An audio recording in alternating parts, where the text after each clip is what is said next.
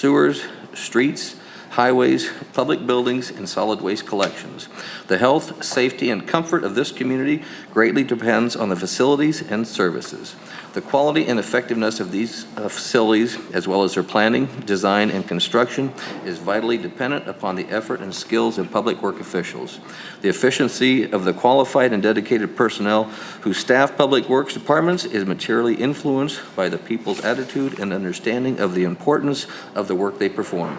Now, therefore, I, Michael Harmison, Mayor of Osage Beach, Missouri, do hereby proclaim the week of May 21st through the 27th, 2023 as National Public Works Week in the city of Osage Beach, and I call upon all citizens and civic organizations to acquaint themselves with the issues involved in providing our public works and to recognize the contributions with public works officials make every day to our health, safety, comfort, and quality of life. In witness thereof, I have hereunto set my hand and cause a seal of the city of Osage Beach to be affixed this 18th day of May 2023. All right, our second proclamation is National Emergency Medical Service Week, May 21st to the 27th also. Whereas emergency medical service is a vital public service and the members of emergency medical services teams are ready to provide life-saving care to those in need 24 hours a day, 7 days a week. And the access to quality emergency care dramatically improves the survival and recovery rate of those who experience sudden illness or injury. The emergency medical services system consists of first responders, emergency medical technicians, paramedics, firefighters, educators, administrators, emergency nurses, emergency physicians, and others. The members of emergency medical service teams, whether career or volunteer, engage in thousands of hours of specialized training and continuing education to enhance their life-saving skills. It is appropriate to recognize the value and the accomplishments of emergency medical service providers by designating Emergency Medical Service Week. Now, therefore, I, Michael Harmison, Mayor, in recognition of this event, do hereby proclaim the week of May 21 through the 27th, 2023 as Emergency Medical Services Week. With the theme EMS Strong, Called to Care, I encourage the community to observe this week with appropriate programs, ceremonies, and activities. In witness thereof, I have hereunto set my hand and caused a seal of the city of Osage Beach to be affixed this 18th day of May 2023. All right, moving on to the citizens' communication. This is a time set aside on the agenda for citizens and visitors to address the mayor and board on any topic that is not a public hearing. For those here in person, speakers will be restricted to 3 minutes unless otherwise permitted. Minutes may not be donated or transferred from one speaker to another. Visitors attending via online will be in listen-only mode. Any questions or comments for the mayor and board may be sent to the city clerk at tberreth@osagebeach.org no later than 10 a.m. on the board meeting day, the first and third Thursday of each month. Submitted questions and comments may be read during the citizens communications section of the agenda. The Board of Aldermen will not take any action on any item not listed on the agenda, nor will it respond to questions, although staff may be directed to respond at a later time. The Mayor and Board of Aldermen welcome and value input and feedback from the public. Is there anyone here in person who would like to address the board? Keep in mind there will be a public hearing on the Lakeport Village tax increment financing, but is there anybody who would like to speak? You have 3 minutes. Please come up and sign in, and you have 3 minutes.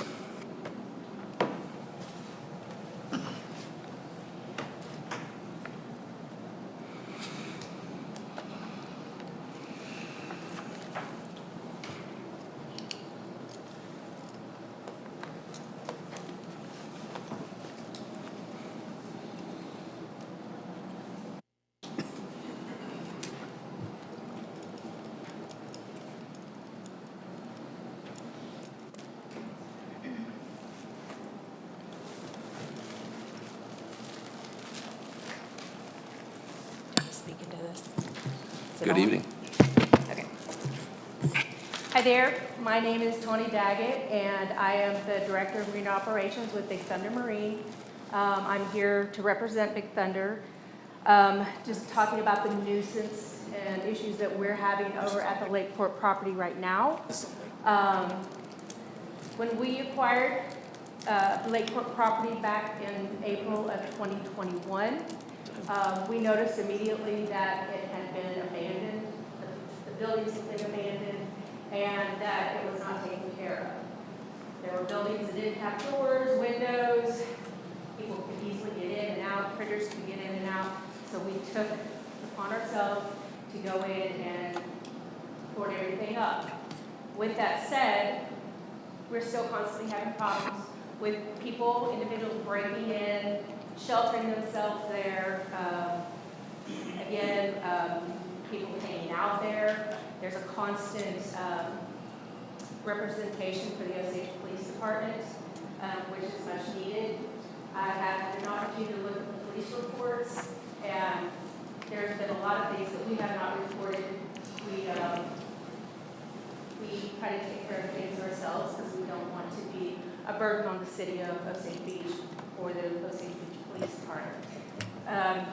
We did have an instance that we did report to the police department in August of 2022. In mid-daylight, we had an employee's car stolen right underneath his nose. He was working, and it got stolen. Osage Beach Police Department did recover it for him, but there were a couple burglaries at that time, probably someone casing the area. But it's just a constant battle trying to keep everything boarded up and keep people out of there. And when we're not there at night and it's dark, it's a great place for people to go hang out. So I just wanted to let everybody know what we're kind of facing right now. And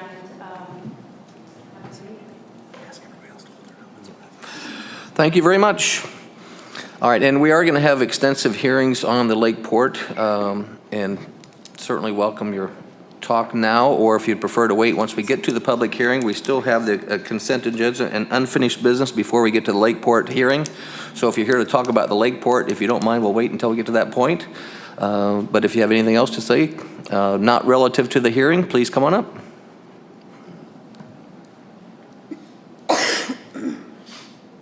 And if you would, please sign in.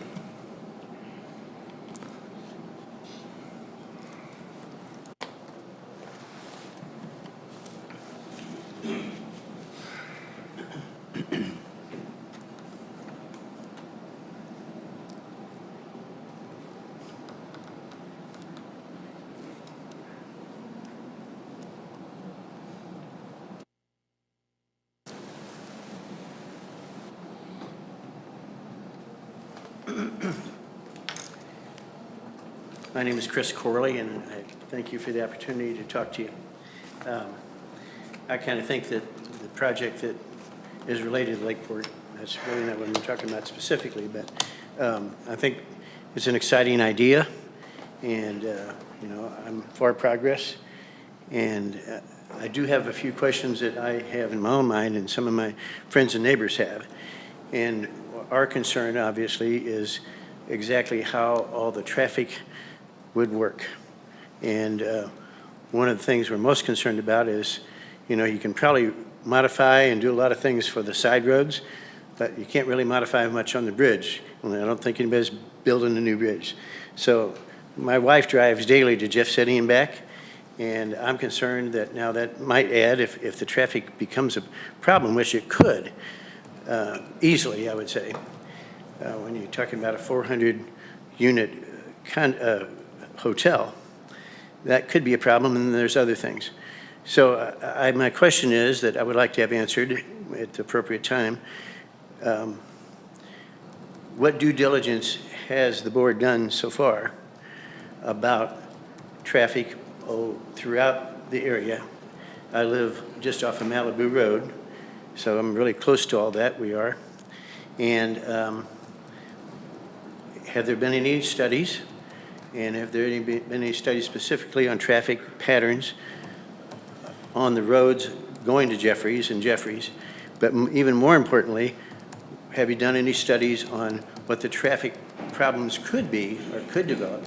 How much could the bridge accommodate in a good way so it's not stacked up? Because I have nightmares of this thing being stacked up really far, because it's kind of hard getting on there. If you get on the ramp coming in, like from Panera Bread, I mean, it's a little bit of a game right there trying to get on that highway. And if you got lots of cars there. My guess is that the road to the project is going to really back up cars. How will those people get on the highway? And then is that going to cause danger and accidents and those kinds of things?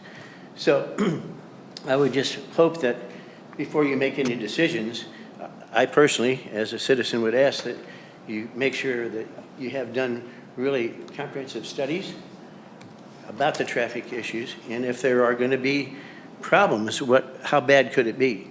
And then that before you make a decision, I would ask you respectfully that you would do that and that you would then share that with the citizens before you make a final decision.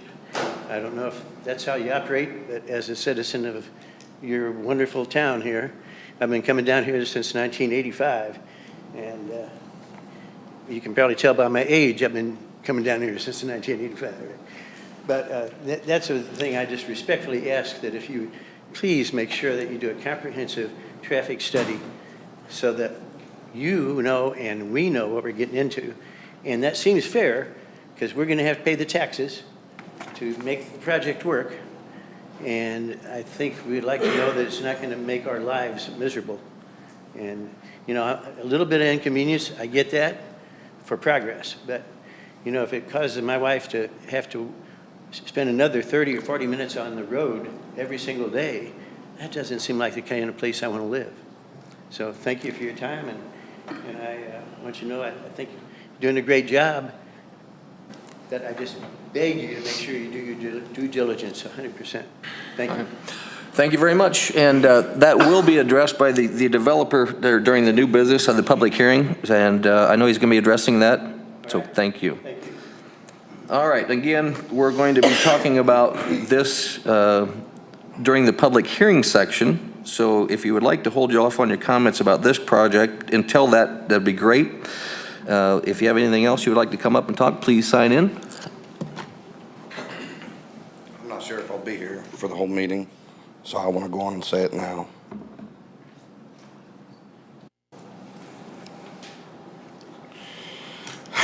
So, my name's Nathan Rennie. I know a lot of you all sitting up here. I've been staying out of this pretty much because it's really, at the end of the day, not my business. I'm not a citizen of Osage Beach. I don't pay taxes in this district unless I buy something. You guys have done several things over the last couple months that has raised my eyebrows, but again, I've stayed out of it. Most of what I speak of, actually all of what I speak of, has been in favor of this developer that's here tonight. The Chapter 353, where you abated taxes that you don't even collect, that was kind of weird to me. And then at the TIF Commission meeting, which is what you guys are going to vote to finalize, I guess, tonight, they decided to blight a piece of property that the developer asking for it didn't even own. I don't know if they've settled that with the condo complex, the timeshares at this time, but that really strikes me as wrong. I just, anytime one property owner can declare someone else's property blighted, it's just not something I can get behind. You know, that's those people's vacation home. And there's no way that in those timeshares, those people are going to get their money back for however many years they've paid their HOA fees, all the stuff that they've paid into. They're going to get a paltry little sum, and it's not going to cover it. And they're not going to be able to go out and buy something else to replace it, most likely with the money that they have, with the money that they get. So at the end of the day, you guys are voting tonight to make it easier for them to strong arm a negotiation, in my opinion, to say that your property's blighted because we say it is, not because you wanted it. I think it puts the developer at an unfair advantage, and it also opens the door. Somebody mentioned it, and of course they said, oh, that'll never happen. They said, we're not gonna do private use eminent domain. And I'll say this, and this goes to any of you condo owners out there, if the whisper of that is brought up in any negotiations, if that is something that's being, you know, like I said, strong-armed to you about, reach out to me. You can find me. I'm not too hard to get a hold of, and I will do my best to bring it to the citizens' attention that that's going on, because at the end of the day, if you got to take somebody else's crap to make your project work, the answer is no. So, thank you. Thank you very much. All right. Anybody else like to speak on any matter? And again, we can wait till the public hearing on Lakeport if you'd like, but certainly your obligation to speak now if you don't want to wait. All right, seeing none, we'll move on. If the board so desires, a consent agenda may be approved in a single motion. Before we do that, if you would, Gina Woods is going to talk a little bit about the liquor licenses before we get to that. Yes, Board of Aldermen, please remove for your consideration, because it was included in the packet in error, all the renewal liquor license. That's pages 32 through 84 of your packet. They are not ready for board level. We apologize for that. However, page 85, which is the one and only new liquor license for table 33, again, page 85, and keep that included in your consent agenda, but whatever motion is desired, please remove all the renewals, page 32 through 84. Okay. Is that clear? Boy, do Okay, we need well- a special motion Well, to delete I those guess what from- I'm asking is, they are not ready for your renewal, and they should not be included in the consent agenda, so I'm asking to hold over to the next meeting, pages 32 to 84. So the consent agenda would approve the minutes of the board meeting, the bills list, and only the one license. Which is page 85. And if there's no question on the minutes or the bills list, yes, sir. I just want to make sure the corrections have been made in the minutes on page 8. Is that part? Yes, Okay, thank you. And they have? yes, they have. All right, very good. All right, do I have a motion to approve the consent agenda as listed? Alderman Ross, do I have a second? Second. Alderman Hoffman, all those in favor? Aye. All right, consent agenda is approved. All right, we have two items on the unfinished business list. First, we have Bill 23-35, an ordinance to the City of Osage Beach, Missouri, authorizing the mayor to sign a contract with Don Schneider's Excavating Company, Inc. for Osage Beach City Hall improvements for an amount not to exceed $385,589. This is the second reading. Building official Ron White, please. Thank you, Mayor and members of the board. I have received no further comments or questions regarding this bill. Have nothing further to add. Unless you have questions, I do recommend approval. The board have any comments or questions? Seeing none, do I have a motion to approve second reading? Motion to approve. Alderman Rucker, Alderman Schuman, second. All right, roll call, please. Alderman Schuman? Yes. Alderman Rucker? Yes. Alderman Ross? Yes. Alderman Morose? Absent. Alderman Osteen? Yes. Alderman Hoffman? Yes. All right, second reading passes. Bill 23-35, an ordinance of the City of Osage Beach, Missouri, establishing a procedure to disclose potential conflicts of interest and substantial interest for certain municipal officials. This is the second reading. And do you want to take this, Gina? Yes, I have not received any further questions on behalf of Tara. This is the second reading, first reading passed at the last meeting. All right, Alderman Rucker. This is bill number 2338, not 2335. Did I say 35? Yes, sir. My apologies. Just for those that are at 23-38. home listening. Yes. All right. If there's no other questions, do I approve second reading? Motion to approve. Alderman Hoffman, do I have a second? Second. Alderman Rucker, roll call, please. Alderman Rucker? Yes. Alderman Ross? Yes. Alderman Osteen? Yes. Alderman Hoffman? Yes. Alderman Schuman? Yes. And Alderman Rose is absent. All right, second reading passes. All right, on to new business. It's a public hearing, Lakeport Village Tax Increment Financing Redevelopment Plan, and I'm going to turn this over to City Attorney Cole Bradbury. Thank you, Mayor, members of the board. What you have before you today is the first reading of our ordinance to approve and enact the this is a public hearing on the Lakeport Village Tax Increment Financing Redevelopment Plan. On April the 17th of this year, our Tax Increment Financing Commission voted to recommend approval of this plan, and it is now before you. This is a public hearing. This is a time for the public to comment. I do know that there are a few people we wanted to give the chance to speak. I think that'll answer a lot of people's questions. So in a moment, I'll ask Jeff Tegetoff to come up and speak. I also did want to note that they're not planning on making a presentation. Special Counsel for Economic Development, Mark Spikerman, is here, as well as our financial advisor, Jeff White, and Andy Struckhoff from PJV, who authored the Blight study. So with that, I would invite Mr. Tegetoff up to tell us about his project. Good afternoon, or good evening, Mr. Mayor and aldermen and alderwomen, city staff. Thanks for having us. We're excited to be back in front of you.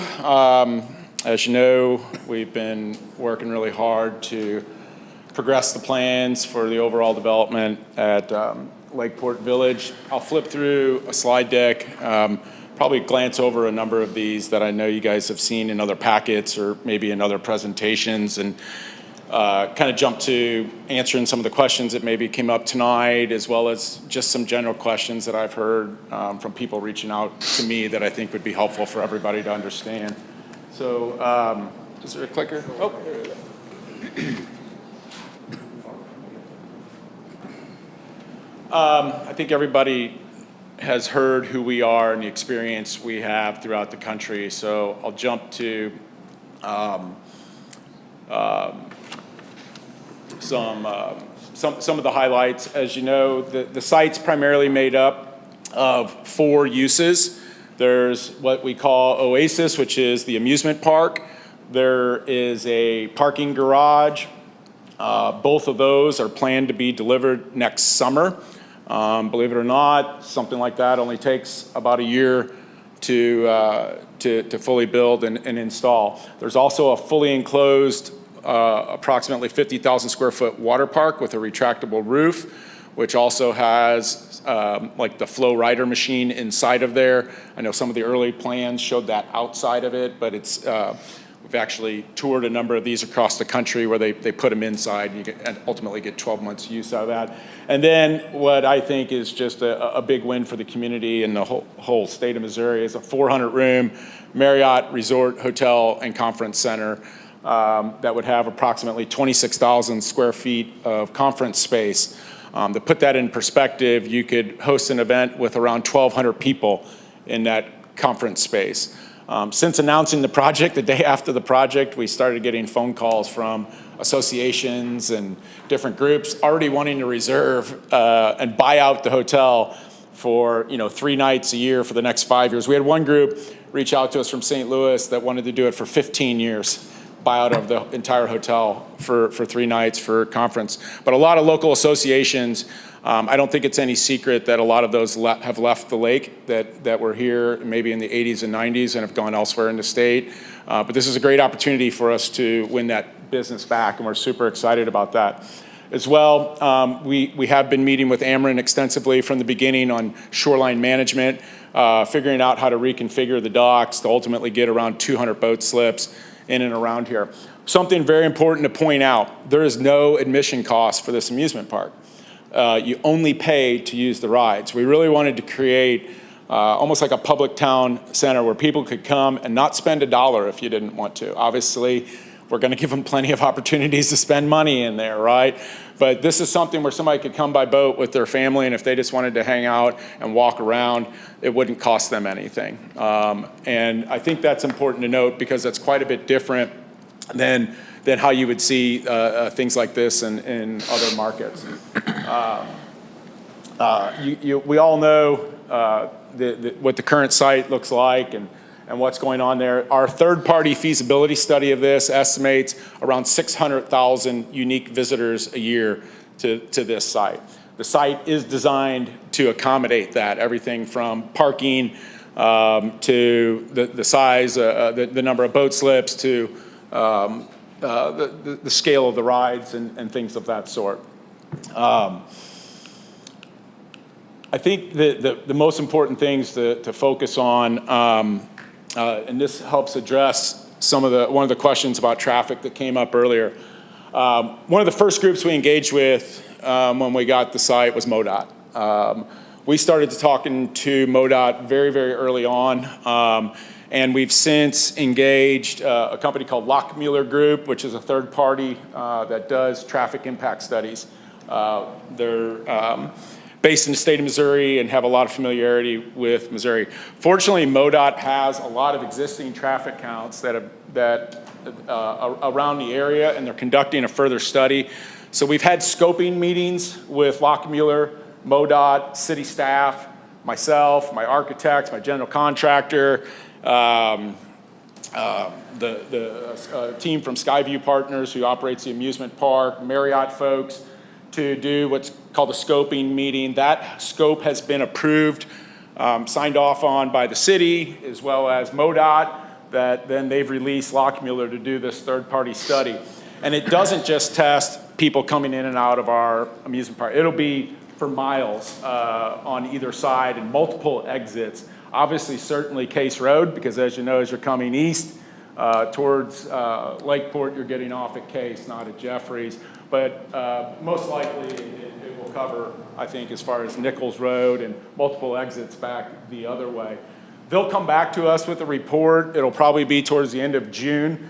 That report will detail everything from potential widening of roads, re-signalization of certain intersections, if we need to add a roundabout off-site somewhere, or replace a stoplight, widen Jeffries, things like that. They'll tell us all that stuff of what we need to do and what we don't need to do. We know, and we've already agreed to, the city's asked us to make sure we extend the sidewalk down Jeffries all the way to the end, which we've agreed to do that in advance of receiving the reports back from the study. I've also met with Mark Barrett, who obviously, I think of anybody, has the most interest of what happens at the end of Jeffries Road, and he's very supportive of what we're doing and really wants to be a part of the solution, sees this as a big opportunity to continue to grow his business. So the traffic study, there's definitely a lot of parties engaged on that and more to come on that, and that will be obviously shared with the city. We've also had extensive discussions with the fire district. I spoke at their board meeting this Tuesday as well. Obviously safety concerns, figuring out how do you get trucks in and out of there. Will they need new equipment? Although we haven't gotten our formal agreement done with the fire district yet, it's safe to say we did offer to buy them to donate to them any equipment that they need, including new ladder truck that would be required to service our development that they don't currently have. We are building a 12-story hotel and going to have a 200-foot tall Ferris wheel. We're pretty certain they don't have that equipment right now, but we're waiting to get some finalized plans, but we've agreed to help them with donating that equipment to them, and we're going to continue to work with them. Chief Berardi and his team have been fantastic. We've been fielding a lot of questions from them, and they've been very engaged on this. Obviously, Ameren as well, all the utility companies, but Ameren specifically, we've engaged with early and often. I think this is just an example of all the stakeholders that we are trying to bring to the table to give input on what's best for the community.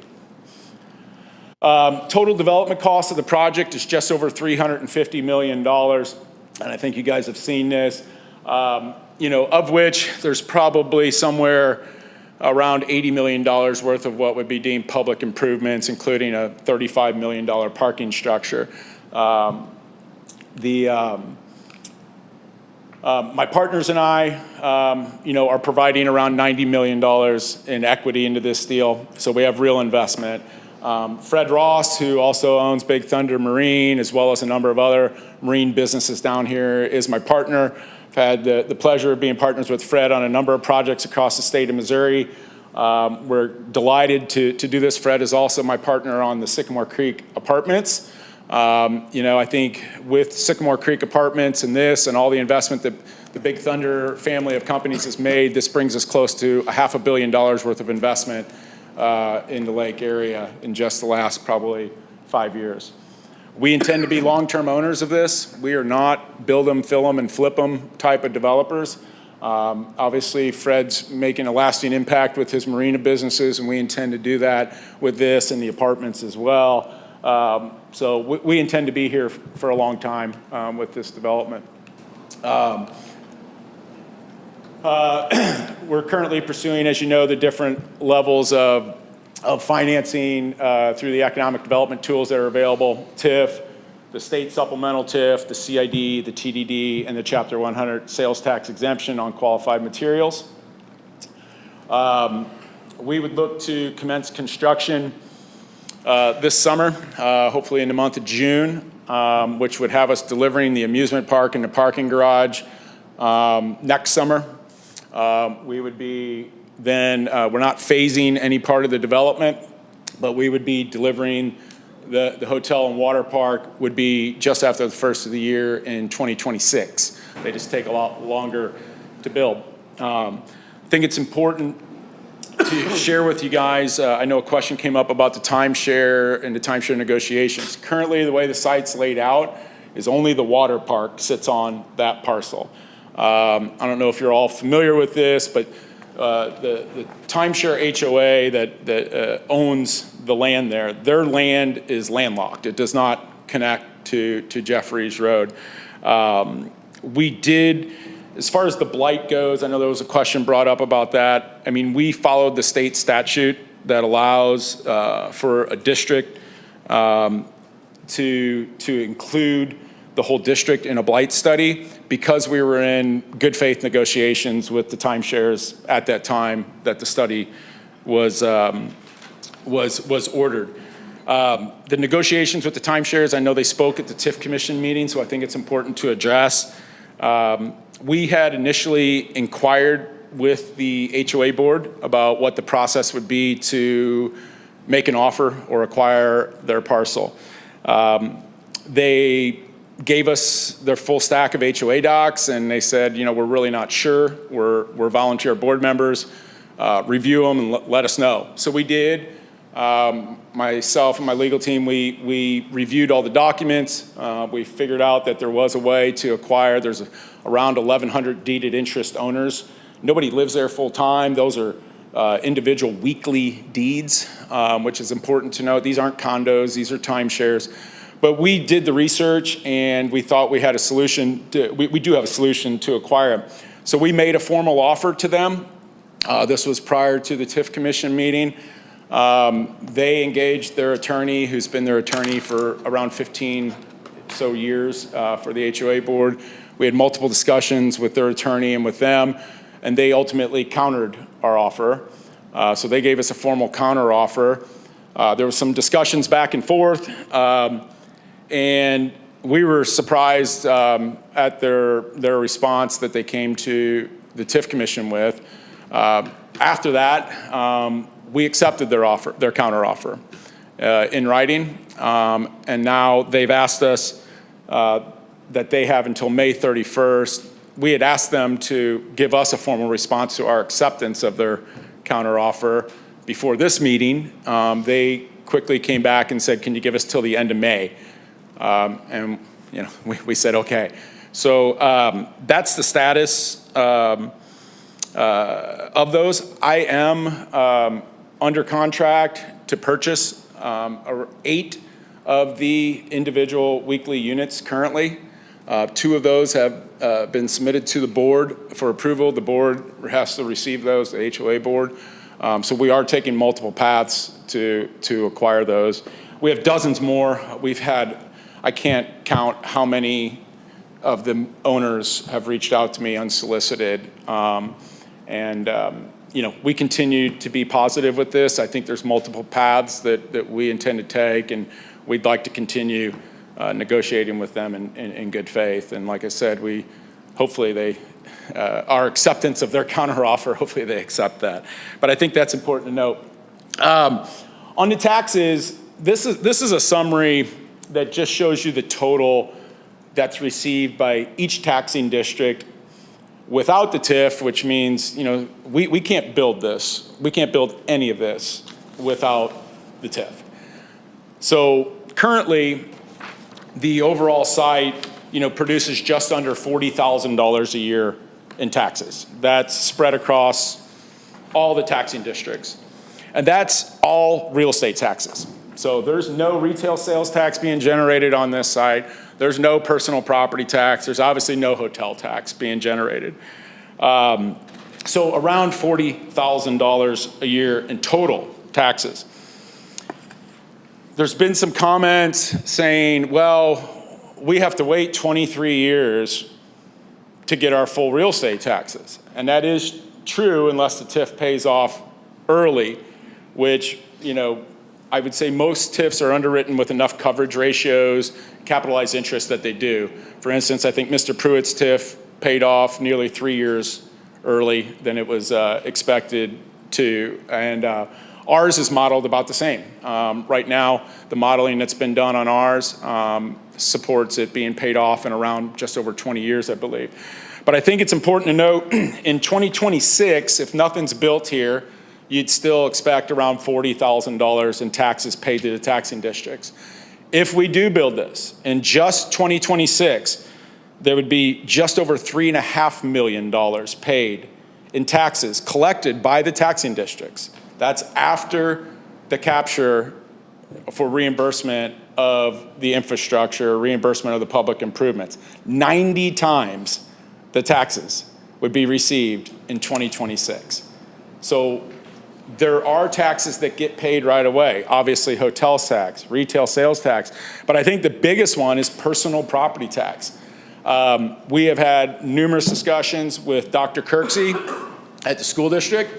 And I think Dr. Kirksey told me that in personal property taxes, it's scheduled that we would be paying around $600,000 that the school district would receive, $600,000 in personal property taxes from our development here in 2026. We'd be paying around $825,000. That would make us one of the top taxpayers to the school district in just 2026. So they are not receiving nothing. They are not giving up all their taxes. There is obviously a delay in receiving the lion's share of the real estate taxes, but the benefit to the multiple taxing districts from the retail sales tax, from the hotel tax, but specifically the personal property tax to the school district is pretty extraordinary. And I think that hopefully puts it in perspective of where we are. But I think, to me, when I look at this, it's like, okay, let's not wait 23 years to look at what this analysis is. Let's look in 2026, the first year everything's done. It's the difference between $39,592 to all the taxing districts to split up, or $3,586,458 for all the taxing districts to split up, a 90x multiple in just the year 2026. So, again, I know there's been multiple meetings, multiple discussions. I wanted to just kind of brief through what I think are some of the highlights. I know some of the questions and cover some of the questions that I've been fielding from residents, from other business owners. And so with that, I'll kind of close and open up. If anybody has any direct questions for me, I'm happy to answer, or happy to come back if you'd like me to. All right, questions from the board? Alderman Hoffman. It's a Tagatoff, am I yes, sir. pronouncing that right? How did you come to the figure of $28,449 a year for 20 years? Yeah, so currently, for the school district, are you talking about? Yeah. So currently on real estate taxes, which are the only taxes collected off this site, it's a total of $39,592. If you look at the percentage breakout with the different levies, the Camden Schools is 2.97%. That comes to $28,449. And so there's part of that $39,592. Camden County gets 0.11 is their levy. The senior citizen tax is 0.046. The library tax is 0.096. There's the SB 40 tax, which is 0.058, which is not subject to TIF capture. Osage Beach Fire gets 0.743. Camden Schools gets 2.97%, and Osage Beach Road and Bridge gets 0.11%. So it's just a calculation through the different assessments. Okay. And that's based off of actuals. Like if you look at what was paid last year, that's what they received from this, and that would continue on. Okay. Yeah. So I guess my question here, alluding to that, is, you got in year 20, is it 20? Year 20, $3 million, right? In 2044. 2044. Yes, sir. And that's on the real estate tax. Yeah. And there's no depreciation possible for that? Or, is this, like, how firm do you feel that in 20 years they're going to be getting $3 million a year? Yeah, so not any different than any other way commercial properties are taxed. commercial property taxes go up every year as long as there's operating. There's different valuation methods that assessors use for different types of properties, income approach, comp approach, things like that.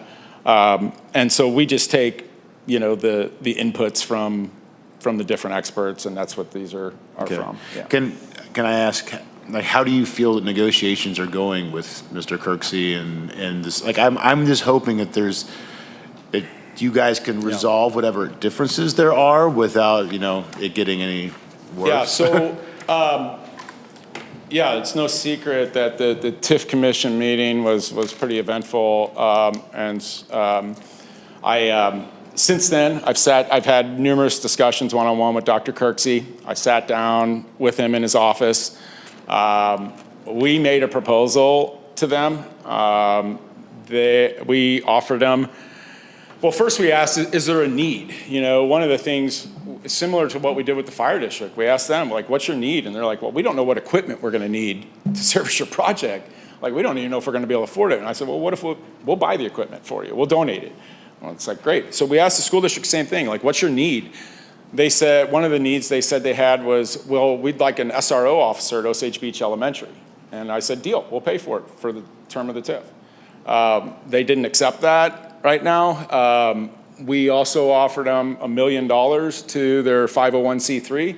They have a couple 501c3s at the school. We offered them $1 million and the SRO. They countered. We haven't responded yet. But we've made significant offers to them. We've met with them. I would say, I think it's fair to say, and I think Dr. Kirksey would say, we're having good dialogue, him and I. We hope we can come to an agreement. I think they're trying to wrestle with this idea of a policy that they have, and whether or not that policy's like law or if it's just a policy. And I think, hopefully we can get around that. But there is open discussion. I met with them just a couple weeks ago in person.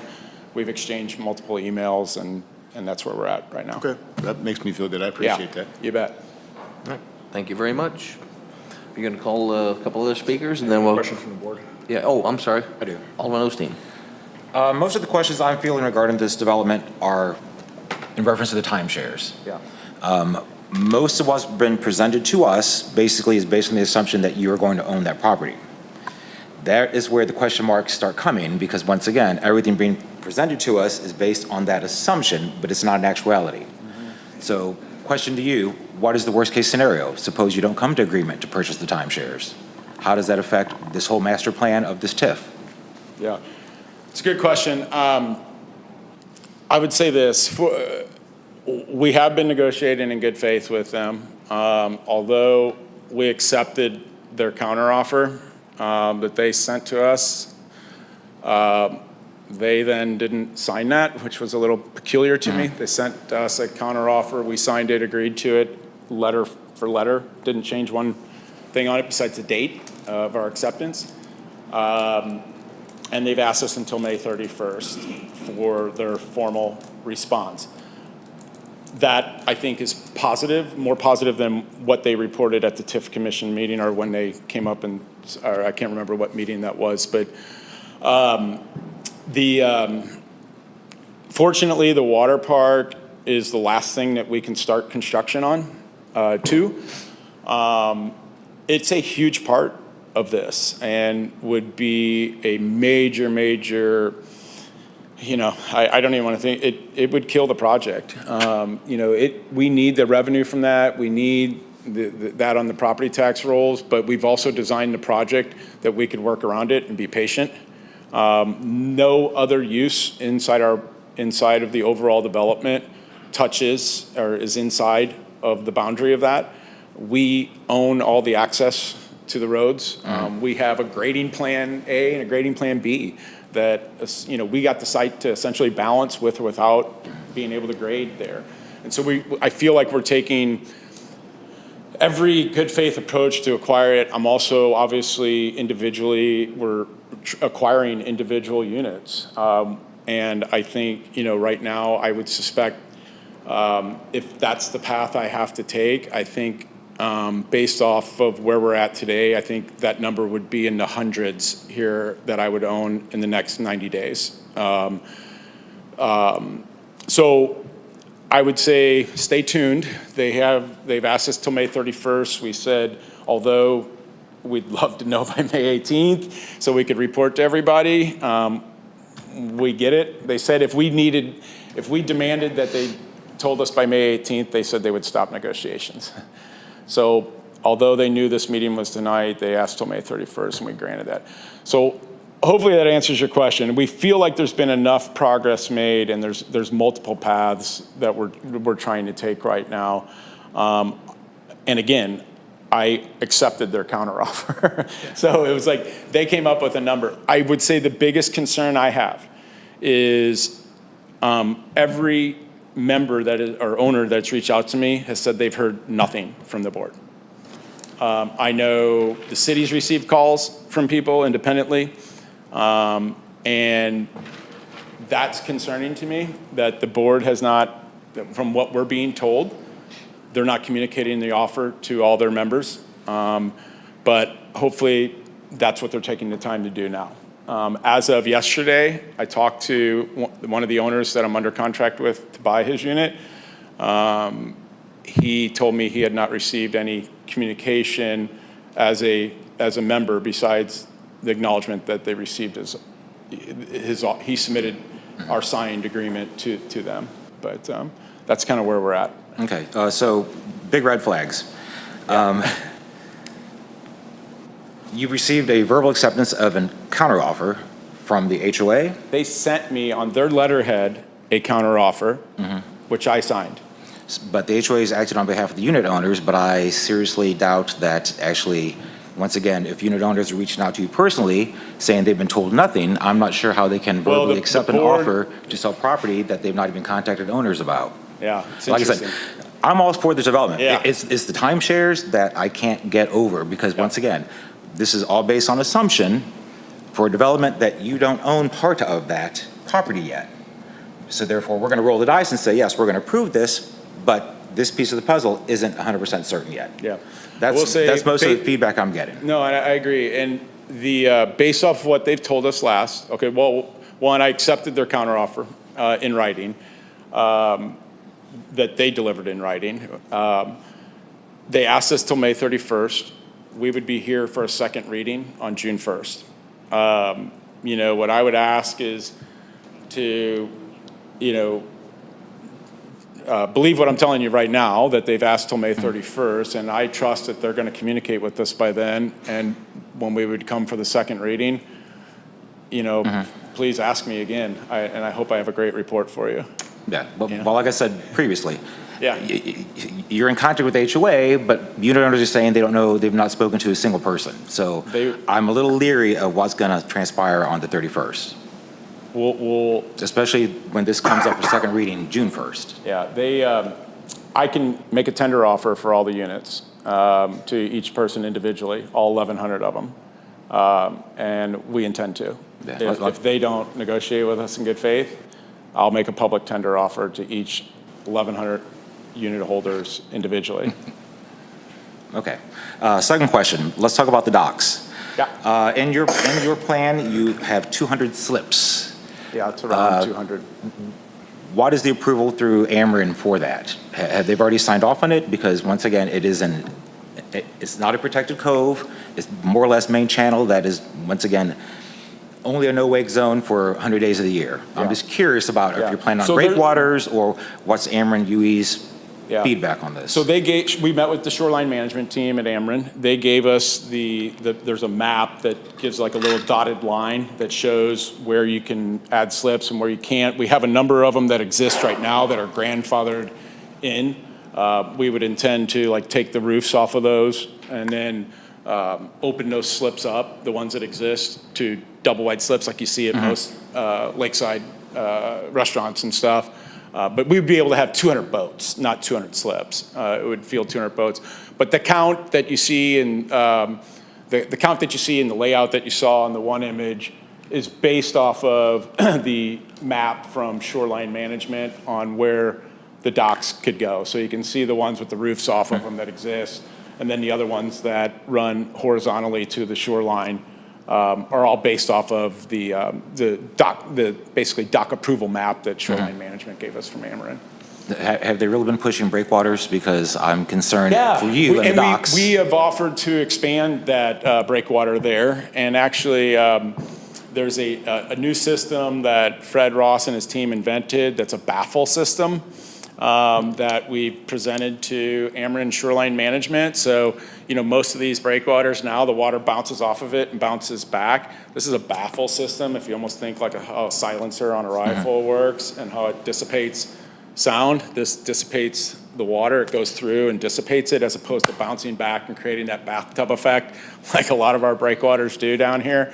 But we do intend to expand the breakwaters, and we have that in our plan that we've shown to Ameren right now. Obviously, there'll be multiple approval processes with Ameren, and I doubt it ends up looking exactly like this, but as of right now, this is where we're at. But they'll be the ultimate authority on how many.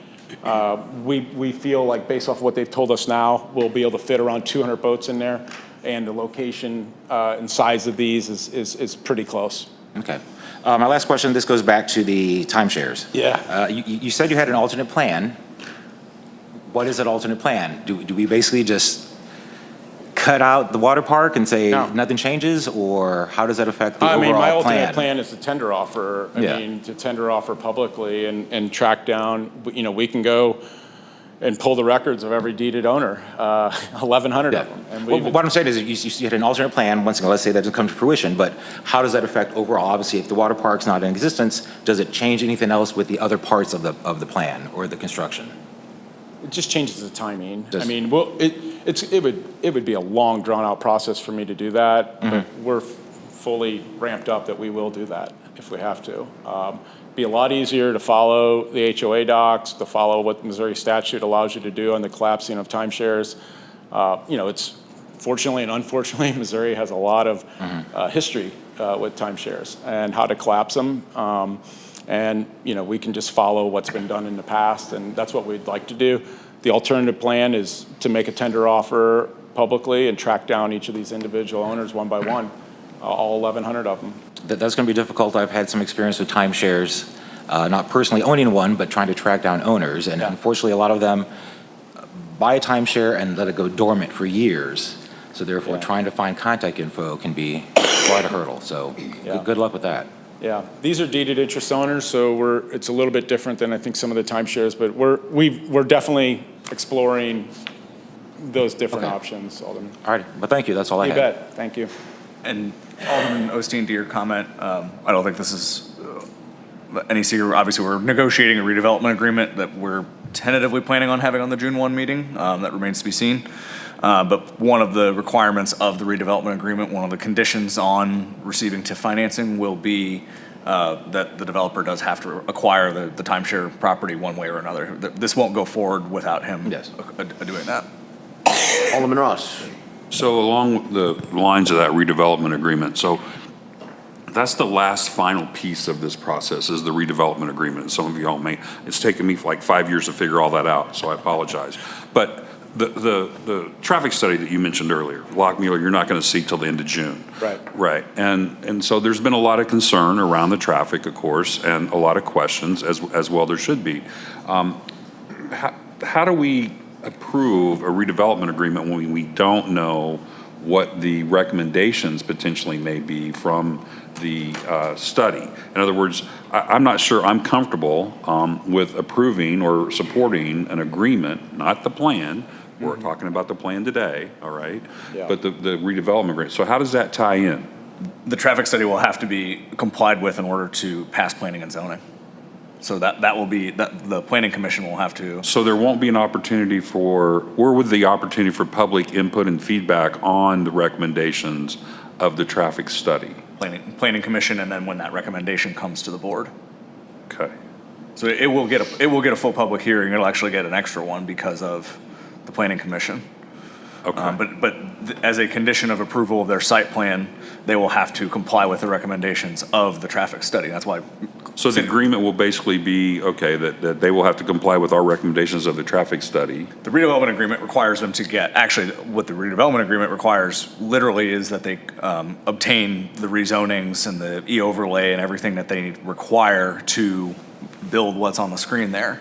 Right. Part of getting those approvals is complying with the traffic study. So, so sometimes those are looped into planning, sometimes those come on later on with engineering or with building, but in this case. Right, and basically that's part of the overall development and construction of the project, wherein, when the transportation or the traffic impact study and statement comes back to us and makes recommendations on, what we do with our roads or what is necessary in the area to carry the traffic efficiently, as part of that, then the plans will be put together by their engineers that would come to then ultimately our engineers, our public works, our building department, planning department, to make sure that everything that is being done will, and of course MoDOT, who is the biggest part of this, understand. And MoDOT, as it pertains to the study and the statement that's being done currently, we just recently got done with the numbers, assumptions, and methodology of the study itself. I can tell you that in the time that I have spent in it, there's been myself, 5 members of the Missouri Department of Transportation has been part of these meetings that we've had. They are looking over this with a fine-tooth comb, and the one thing that I will say with the Lockmuller Group, who I've dealt with before, is they keep, not only the city, but they keep MoDOT and anyone involved in the process completely through that process. Okay. And that's what I would say is that ultimately the development doesn't happen until everybody is happy that the transportation system can efficiently flow what's going in and coming out of that project. Thank you. I'm going to step in real quick. If you don't mind, Mr. Spikerman, would you come up? I'm sorry to put you on the spot, but I think it's important that you explain to the board and everyone here the difference between a redevelopment plan and a redevelopment agreement, and why specifically we're here tonight and what decisions we can make tonight, so people don't think that we're signing off on everything. So if you don't mind, that would be wonderful. Sure. Thank you, Mayor. Once again, my name is Mark Spikerman, attorney at Gilmore & Bell, special counsel to the city on economic development matters. The ordinance that's before you tonight is an ordinance that approves the redevelopment plan, which is a document that's in your packet. That plan outlines a project, which is the Oasis and the parking garage and the hotel and the water park. And it provides for a total of approximately $78 million of TIF assistance. It has some detail in it, but it's largely call it a vision document. It's setting some pretty broad parameters. Separately, at your next meeting, assuming we wind up negotiations promptly, there'll be an ordinance approving a redevelopment agreement. That's where the fine detail comes in. And that's where we strike sort of the balance between and the interplay between what the city can control through its governmental processes like zoning, and what the city also wants to see that we can control through contract with the redeveloper. Things by contract can be certain tenant restrictions or architectural guidelines, things like that are sort of outside the balance of normal zoning. And that agreement it'll be thick. It's got a lot into it. This is a complex project, but it'll provide the details that say if the developer complies with A, B, and C, they'll receive the TIF financing. So tonight's meeting is basically whether we want to move forward on the plan. Right. And it's that not making a vision decision. document. Correct. Okay, thank you. I think that was very important. It is. All right, did you have some other people to call? Were there any other questions for the developer? I just wanted to follow up on the traffic. Seems like the conversations I've had have all been from Jeffries Road to Case Road. But the gentleman who asked the question earlier, I'm wondering what our initial thought is on the impact from Jeffries over to the other side of the bridge. I really hadn't thought about that, but that is a little narrow passage coming out of Panera. I mean, do we have any initial thoughts on that from Public Works or any initial study from MoDOT? You're talking about the one access that comes from Panera that hits the westbound? Yes. I mean, you know, what I will tell you is that, yes, that's part of the, you know, the study that they're doing to see how the impact on that is. You know, what I will tell you is that the bridges themselves will not be the issue. Any points of traffic problems will be at those exits and those entrances. The basics of it is that, you know, you're looking at the vast majority of the traffic that is going to impact this property not coming off of that particular area that you're speaking of. They're going to come from east to the westbound on the expressway, not off of Osage Beach Parkway. Well, right now, but with topsider going in, I think it is going to go up probably. Well, and they're right there. They're right there on the interchange as well. You know, so you know you're not going to deal with something that is, you know, you've got a solid white line coming off of that area, so it's going to control traffic coming in from the drive lanes into the far right lane. I don't really believe that that's something that MoDOT is overly concerned about. I think their main concern is what the impact is there on the exit ramp coming to the bridge going eastbound off of Jeffries Road. You know, and how we can, if there is not enough capacity there, how we're going to address that. You know, the one thing that I will tell you that I have made a very prevalent part of my input is, you know, since 2012, we've been trying to figure out a way to get more traffic onto Osage Beach Parkway. And my comment to them has been, listen, if Osage Beach Parkway, which used to carry the entire west half of the city, okay, if it can handle this and carry the traffic load, let's not make this huge effort, you know, to pull cars off of it if we don't have to. Because I would like to see those cars on there. I think those business owners have been begging for a way to get those vehicles on that parkway if we can. That would be great. You know, the goal obviously is to make sure that traffic way and that flow, especially from the escape traffic, which is the traffic leaving at night, has a way out and can get out efficiently. You know, MoDOT's big thing, their main concern was making sure that we do not have traffic backed up on the bridge from the Jeffries Road interchange. And that's their number one issue. So what I will tell you is that issue and then being able to handle the escape traffic is the two main issues that this group will be looking at, Lockmuller will be looking at, and will be addressed in their final statement and impact statement. So they're working diligently and running it through MoDOT excessively, and us as well. So I believe that all those answers, you know, will be out there in part of that statement, and then, you know, the recommendations to make the improvements will be as part of that as well. And once we have those recommendations, you know, those will need to be done before we start letting them build. Thank you, Mr. Patterson. Yes, sir. Right. Any other comments or questions from the board? Alderman Rucker? Yes, I have a correction in the report that has been given to us, and it's a PGAV report. There's an error in that report, and I want to bring it to the board's attention and explain it to you, because I have followed it all the way up.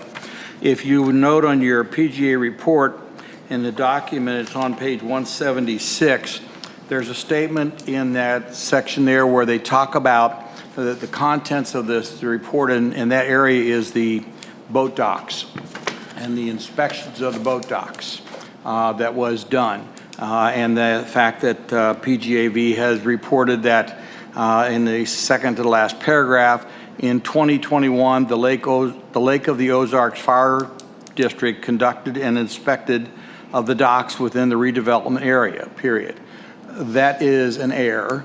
It's not the Lake Ozark Fire Protection Districts, it's the Osage Beach Fire Protection District. I did verify that with the fire marshal from the Osage Beach Fire District. The error, I do understand, I haven't talked to PGAV because I didn't get a chance to catch them before the meeting, but I 99% sure I know why the error was made.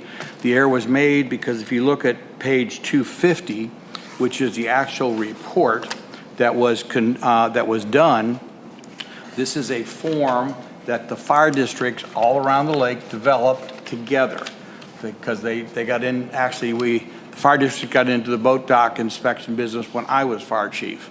But anyway, in the early 2000s, they developed a form that they all used together.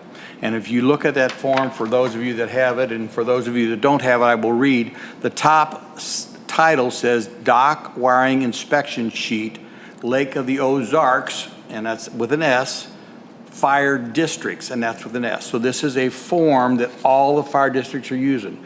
So I'm sure it's an error that was made, and that's why the error was made. They picked that up off the top of it, and that's why the report is that, and I just wanted to clarify that, and I'm sorry for not catching PGAV prior to the meeting, but I did check with the fire marshal for Osage Beach to clarify that was the situation, so that's just a clarity. Thank you. Any other comments or questions from the board? I have one last question for Mr. Tagatoff, if you don't mind, sir. I just wanted to clarify this. Did you say if the water park doesn't happen, that would kill the project? Doesn't what? If the water park part doesn't go in, it kills the project? Yeah, I mean, we need to do the water park. The water park provides a significant amount of the deal. I would say we haven't addressed how we would do it without the water park. Okay. How about that? That would Okay. probably be a fair Yeah. response. And just, would not getting the super TIF kill the project too? Are those the two things that would kill it? Yeah, it would. Okay. It Is there would. anything else that, or just that's a killer? Or, Super TIF. Okay. Yeah. all right, for thank you sure. very much. Thanks. All right, any other comments, questions? Anybody from the public would like to speak? I have one more. I'm sorry? Sorry, excuse me, Mayor. I was going to ask, Mayor, members of the board, in your packets, you have a report from Building Official Ron White discussing some of the code violations that were found on the premises, and I just want to ask Ron to briefly explain what he did and what he found in a minute or two. Since he found out at about 6:45 that he'd be doing, or 5:45 that he'd be doing this. Yes. Okay, I can do that. Probably stay under the 3 minutes, probably stay under 30 seconds. So I did go out to the property, and myself and our compliance officer, building inspector, we looked at 9+ structures. Included in your packet are some 48 pictures of code violations and a description of each of the structures and the violations that were found. We didn't do any inspections on the, or for the timeshare properties. This was just for the properties located on Fred Ross and Tagatoff's development property. As you can see, there are multiple code violations that would consider these several structures to be dangerous buildings according to our adopted ordinances. Is that enough of an explanation?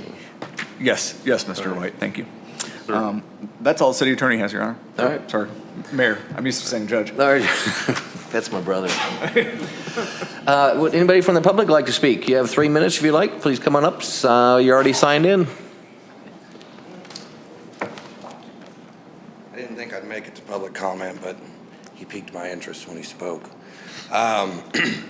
First, I would say, I think the reason that it's not going to go over if the water park doesn't go in, to your point, I don't believe they would be able to get the TDD or CID without, they could do it one of two ways. They have to get the majority of those owners to sign off on it, or they could subdivide their property to whatever, 900 parcels or 12, however many parcels they need to outvote the other person, and they certainly don't want to do that. So I think that boils down to the cream that they're looking to get. That's why it's not going to work out. And I would just add once again that if there is not a contract signed by that development and you accept the TIF Commission's recommendation, then you are in effect blighting somebody's property who didn't ask for it. Also, it would appear that the city would be getting involved in an ongoing negotiation between a developer and a timeshare. I don't feel like that's a proper use of government, because once it's blighted, one could say that they're certainly going to have a advantage in the negotiations. Me personally, if I was up there, which I'm not, I wouldn't sign it until that was done, simply for the fact that I don't think it's proper for government to get in the middle of something that's not final. Also, something that hasn't been brought up by anybody, and I can't believe it, what about the sewer? Is there any plans for taking this load of crap that's gonna be coming from this place and the hotel and everything else? Because I mean, as it stands right now, you go across the Grand Glades any given day and you smell crap. So I think the system might be a little bit overloaded as it stands. So are these guys putting some pilots up to the sewer district? Are they doing anything to expand and actually help you guys handle the volume that's gonna be coming off of that project? Or for that matter, their other little project up on Nichols. Is there any sewer expansion that they cover, not Joe taxpayer, to make sure that you guys have the capacity to handle the load? Once you're done, I'll address that. I'm done. All right, thank you very much. Yep. All right. Do you want to address it, or do you want me to? I'll say my bit, and then you say your bit if you don't mind. I'm going to address the sewer question. Yeah, I was too. Okay, get it. Yeah. No, And two, if you want me to. no. Me four. One of the pleasures of becoming the mayor is you serve on the joint sewer board with Lake Ozark. And so up here you have myself, you have Gina Wood, you have Ed Rutker, part of that joint sewer board. So I think they'll all agree with me that that has been on our radar for the last several months. In fact, at our last meeting just a couple of days ago, we addressed that with the powers that be. And our joint sewer right now is literally at about 50% or less. Max, even on days that July, that sort of stuff, our sewer is strong, and they are doing a study right now. I mean, we addressed that situation with them a few days ago, that you look at the lake area as a whole. If you add this project along with the possible redevelopment of the mall, is the possibility of a casino in a few years from now. Right now, we're good for the next several years, and they're considering all options for the future. But would you like to add to that, Gina? Well, I was just going to sum up that I appreciate your concern, but we do have impact fees. We have our engineers that are based on building, and when the construction plans come in, that's really when the engineers will dive down to figure out the exact effect, not just getting to the treatment plant, but getting to the treatment plant. So we will cross those bridges there. And if there are expansions needs, then that is more on the developer. You're right. Our ratepayers do not pay necessarily for individual expansions, so. But it'll be months before those are all answered. Yeah. Mr. Patterson, you good? I'm good. Alderman Ross. So I just want to make sure people don't associate the fact that we have had a smell problem around Andes in that area for the last 3 to 5 months, that's a capacity issue, okay? That's a condition issue, okay? We've had some unique circumstances there with some failure of some older pipe, and it has probably given us an alert that we need to be a little more in depth over time in the next couple of years to understand exactly what we have. All right, but capacity is not the issue. It's functionality, for lack of a better term, okay? That's very unique to that area, what's going on right there. And whether or not we have a 400 room hotel or a amusement park isn't really gonna make a difference on whether or not we can handle the sewer, okay? It's whether or not what we are able to accomplish in repairing that situation now. So associating the two things, honestly, I appreciate the comment, Nathan, but that's not really the root of the issue of why we're having that smell. I just know it smells like shit. No, I'm not arguing that. I'm not arguing that. All right. Mr. Mayor, can I make a comment on the blight real quick? Yes, sir. So, my dad used to drive the school bus down that road when I was in elementary school. And I've looked at that property since 3rd grade, and it has sat there doing nothing, a majority of it. And since I was 7, 8 years old, I thought, man, someday something cool is going to go on that beautiful piece of property, yet it hasn't happened. You know, so I look at that and go, it's just sitting there doing nothing. And I kind of think that lends itself to blight to me. All right, thank you very much. Any other comments from the public? If you would, please come on up, sign in.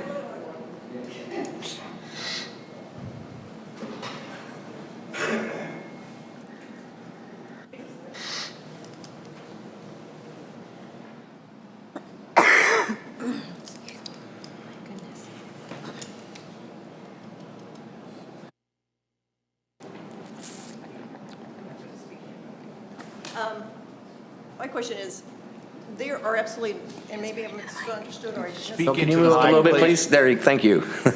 Okay, if I missed it, I'm sorry. But you're telling me they're not even concerned at all about the traffic coming this way from Panera and traffic going into Topsider and trying to get over here?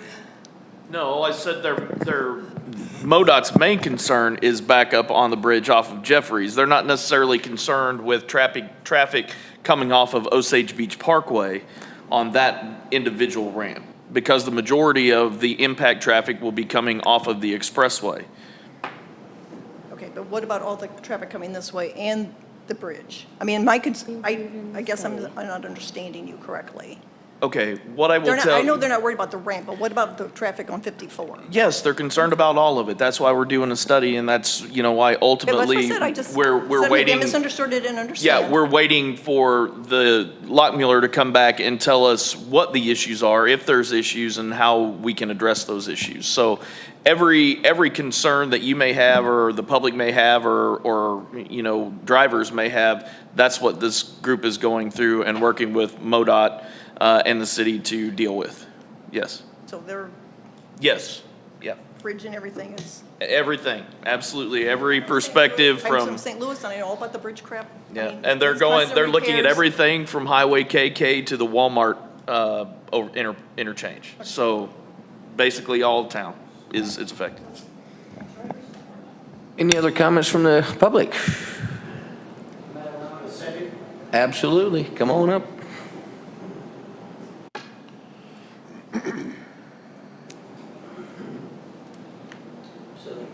That was a little confusing as we were listening to, as if everything was, it sounded like that we were only concerned about people from Kansas City. But I do agree that it's not, the horrible thing is not the amount of people coming from Panera, but when you put that next to everybody coming on the expressway itself, and if that loads up with so much traffic, then it's the emerging traffic that's going to be the issue. And then there's 3 lanes there, and even as I drive now, it's pretty dangerous when you try to come on, and then everybody's trying to get off Jeffries Road. That, I think, is going to be a problem, and I'm not an engineer, so I have to defer to others to look at that. But the other thing I wanted to say, it's not just all about that. It's about the quality of life in Osage Beach, Missouri.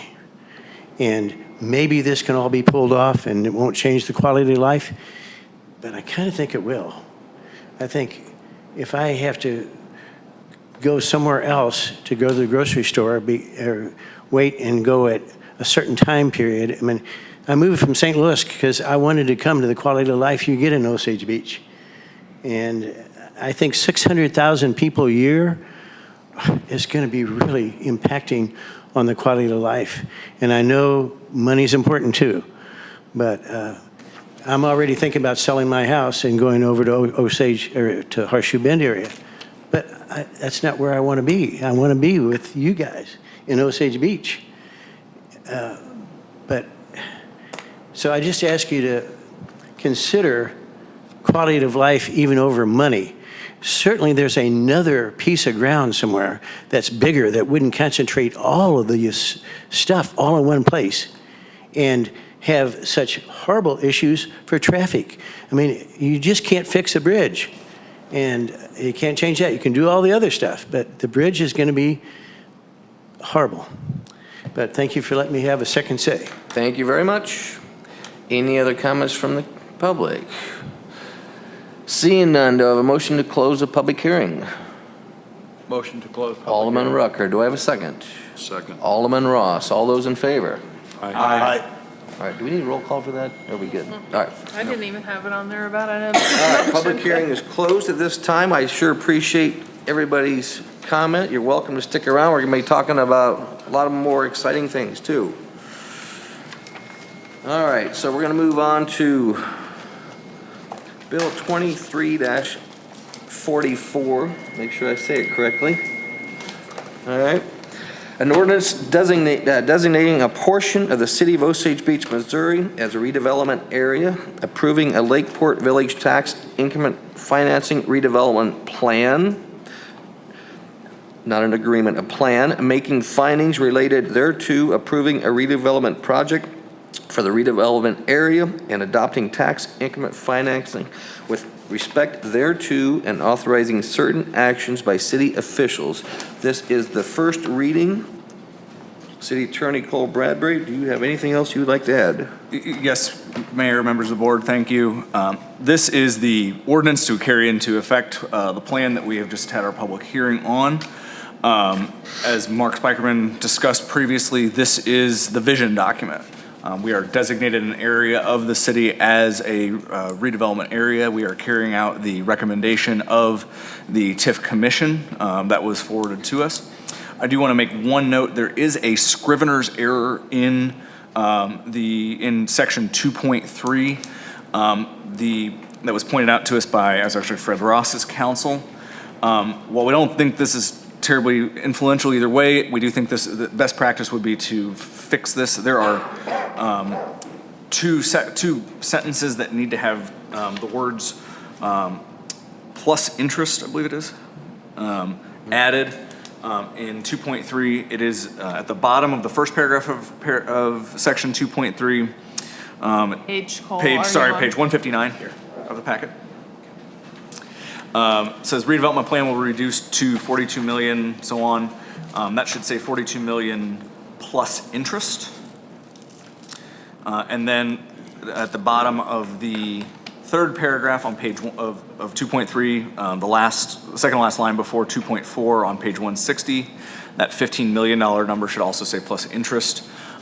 Those are numbers that, while Mark and I do agree that the context of the agreement is fairly clear, that those numbers are clearly to be read as including interest, that those changes would not eliminate the developer's right to interest. We do think it's best practice to have the words plus interest included there just for clarity, so that we're not making those changes to the principal dollar amounts and also removing the developer's rights to interest that he would otherwise have. So with that, that's all I have to add on this. This is the plan forwarded to us by the TIF Commission, and I'm happy to answer your questions. Comments or questions from the board? Alderman Ross. I just have one comment, and I'm sorry the gentleman left, but the question about quality of life, 23 years or whatever it is I've been down here, 22 years, all I've heard is we need more family-oriented things, okay? And one way or another, this answers that. No one's answered that question at this level by any means. Now, there's been some things down on the strip, I can't think of the name, but George Tucker put it in. Yeah, the malted monkey, right, which is nice, and and so forth. But this tends to go over the top comparatively, and I just don't see how this does anything but, at least of the people that I've heard ask about how do we advance the Lake of the Ozarks and let it develop and so forth, do things around family. This answers that, and so I just don't understand how, honestly, it negatively affects the quality of life here. I'll leave it at that. That's all I have. Well, I was going to make a comment because I will not be voting, but one of the things I ran on was pro-growth, pro-development, and every place I went, they said, we need more family-friendly things for people to do. What do the kids do that are 12 to 20? And everybody said, we need something like this. And so this is the first step. So even though I'm not voting tonight, I just want everybody to know at home here that I'm in full support of this, and we're working diligently with the road studies, the sewer thing we've addressed. We have a concern for safety, and I just want everybody to know that I think we should be moving forward on this project. Alderman Schuman. So another part with that, with the worry about the quality of life and everything, one thing to also consider, the city of Osage Beach, we have always really encouraged growth in the area. And when you look at the Lake of the Ozarks, I mean, we are called the heart of the Lake of the Ozarks between the city of Osage Beach and city of Lake Ozark. Those are kind of the little bit bigger city areas in the entire Lake of the Ozarks. There is going to be growth.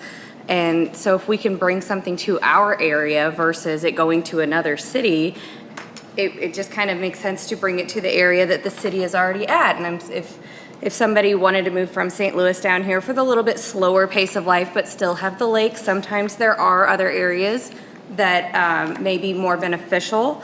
But as far as for the city, we do encourage growth, and sometimes there's a little bit of growing pains, but this would be a great way to grow. I'm not saying for or against or anything yet, but just kind of keeping in mind, we do have all kinds of development going on in the area, and if we are building more housing, we're building more condos, apartments, everything, giving those people something to do to keep them in the city is a great idea on my part. All right, any other comments or questions from the board? Mr. Patterson, do you have something? Yeah, I just, getting back to, I suppose, kind of what we're doing tonight, the one thing I do want to make sure that everybody is clear on, obviously, that the decisions that we're looking at tonight are based on the finances only. There will be a completely separate land use hearings and decision that will be made by the Planning Commission and the board.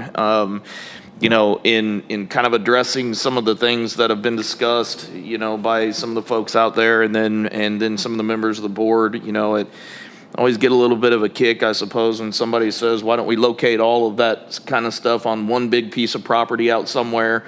The problem with that is there are lots of big pieces of property, but they're not accessible.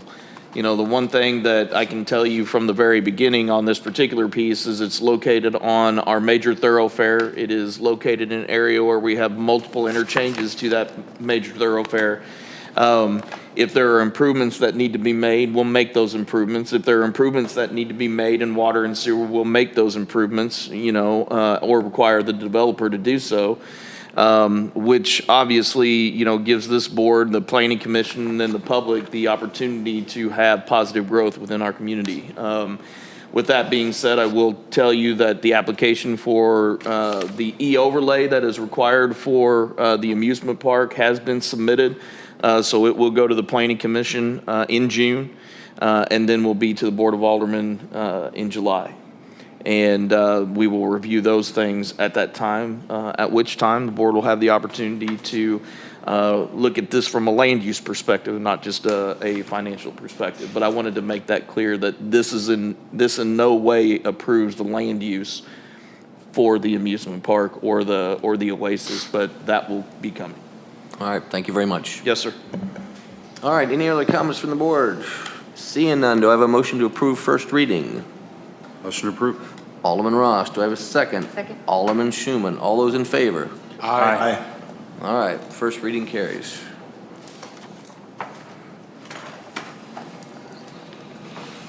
All right, next we have a public hearing on the Lakeport Village CID, which is Community Improvement District. Again, City Attorney Cole Bradbury. Thank you, Mayor, members of the board. This is the second of the four horsemen, as Mark Spikerman refers to them. There are four ordinances involved in carrying out a project of this magnitude. The first is the TIF plan. The second is the CID, the Community Improvement District. The third is the Chapter 100 sales tax abatement, and the fourth is the redevelopment agreement, which is the master contract that we've been discussing. The CID is a special taxing district created by petition submitted to the city. I do want to note that the CID does not include the timeshare parcel. The TIF redevelopment area does, this does not. That's because the CID, the district, the landowner is required to own that parcel, own the parcel in order to submit it to the CID. And obviously, they do not yet. The board can amend the CID at a later date once the developer acquires the timeshare parcel. The purpose of this district is to ultimately implement a 1% sales tax as well as a per night hotel fee that will help provide additional financing for the TIF plan and the other financing mechanisms involved in this rather massive development. And this is a component part of other developments of similar magnitude and scope. And with that, I'm available to answer your questions. Comments from the board? Questions? See, public hearing. Anybody from the public like to speak on this matter?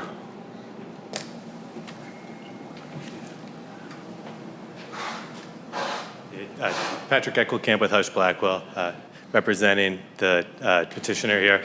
Jeff did a great job, so I'm not going to try to mimic that, but just like Cole, I was going to reiterate everything that Cole said, but he took my job, so appreciate it. Thank you. But anyway, like Cole mentioned, this does not include the timeshare property. This is tied specifically to the redevelopment project. One thing that Cole did not mention, but I just want to make the board aware so they're comfortable.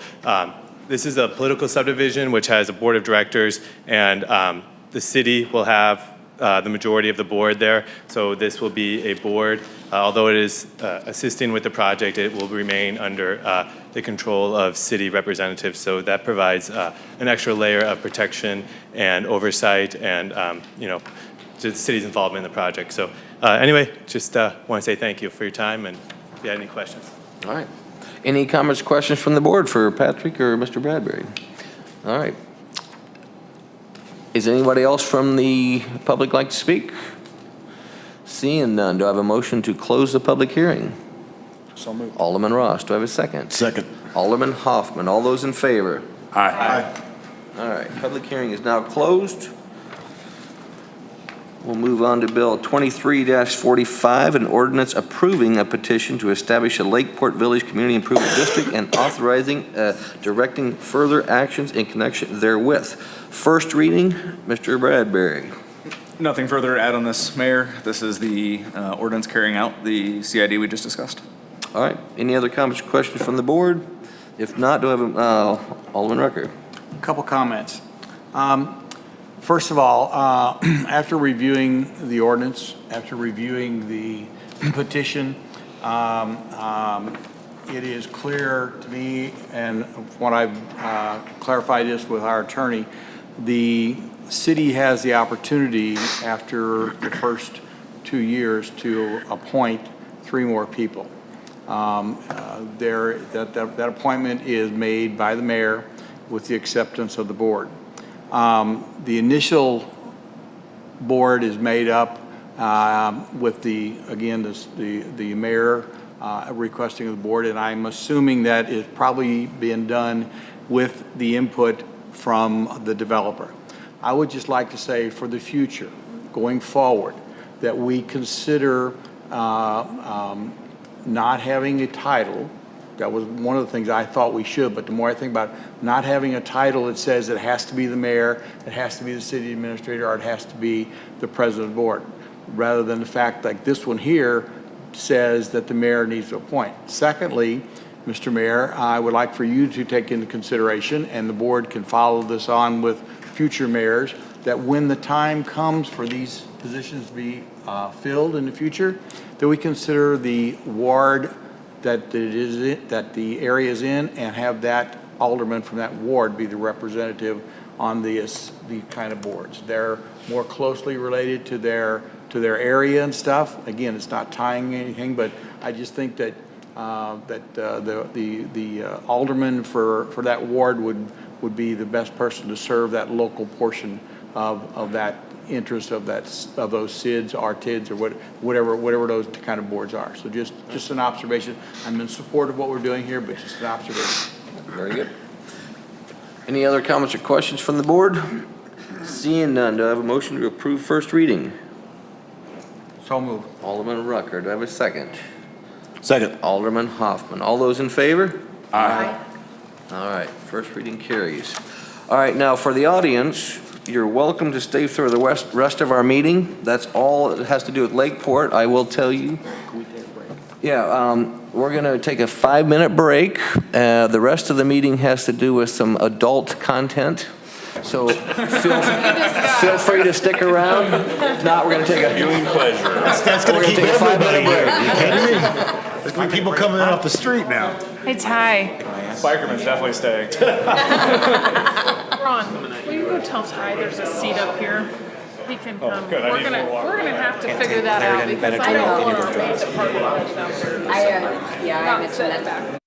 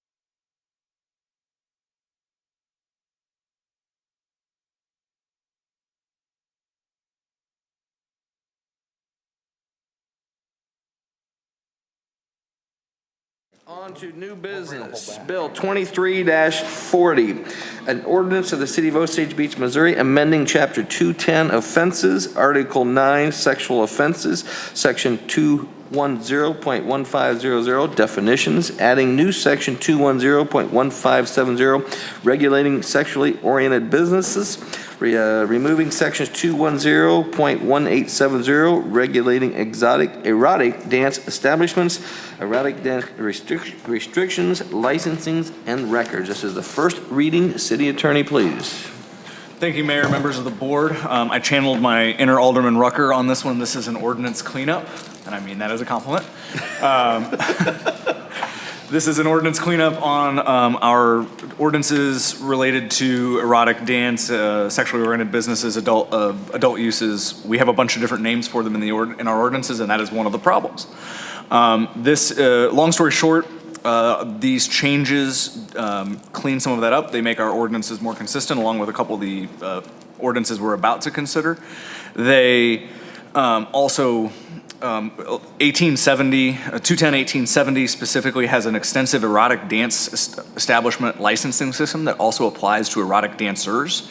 We do not have a single licensed erotic dancer in the city, and this is a system we haven't been using. I confirmed with Chief Davis that it's not something we've been using, nor do we need to use, and as far as anyone can remember, it's never been used, and we're kind of firmly of the belief that if we're not going to use the ordinance, it shouldn't be on the books. 1570, its replacement does a couple of things. One, we moved 1570 into the same section, into the same chapter or article in which the definitions apply. The 1870 was actually in the wrong article. And 1570 essentially just brings us in line with state law. It says that there's a state statute on the books in Chapter 573, and this ordinance will now just essentially require that sexually or erotic dance establishments in the city limits must comply with state law. That state law is already pretty darn restrictive, and I did not see any need for any of the additional restrictions that we had, nor did anyone else I spoke with, and therefore would recommend approval. All right, comments or questions from the board? Seeing none. Alderman Osteen. I had all mine answered already. I feel like I have to comment because I'm the individual who initiated these conversations and the changes to these ordinances. The current ordinances that we are basically referencing were established in 1983 and 1986. Obviously, they're very antiquated in regards to how we define nudity, especially in regards to current women's fashion, cuts of swimsuits, etc. Some of the local business owners that have waterfront bars basically had discussions with me that based on our ordinances for establishments with liquor licenses, if they allowed anyone on their premises in a thong, basically they could have their license revoked. There are a lot more to these ordinances than you understand when it comes to basically things that are acceptable nowadays.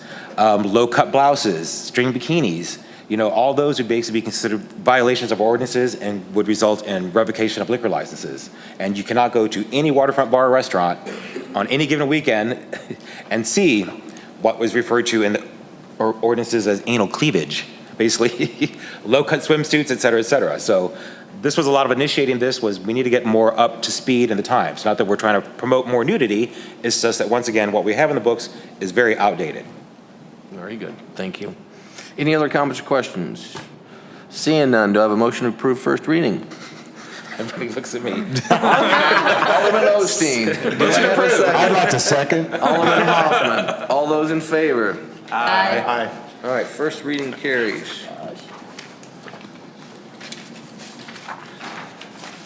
All right, Bill 23-41, an ordinance of the City of Osage Beach, Missouri, amending Chapter 600, alcoholic beverage, Section 600.050, exposure to private parts of body or simulation thereof in commercial establishments licensed by chapter where intoxicating liquor is served or consumed of the city code for various purposes as set forth. First reading.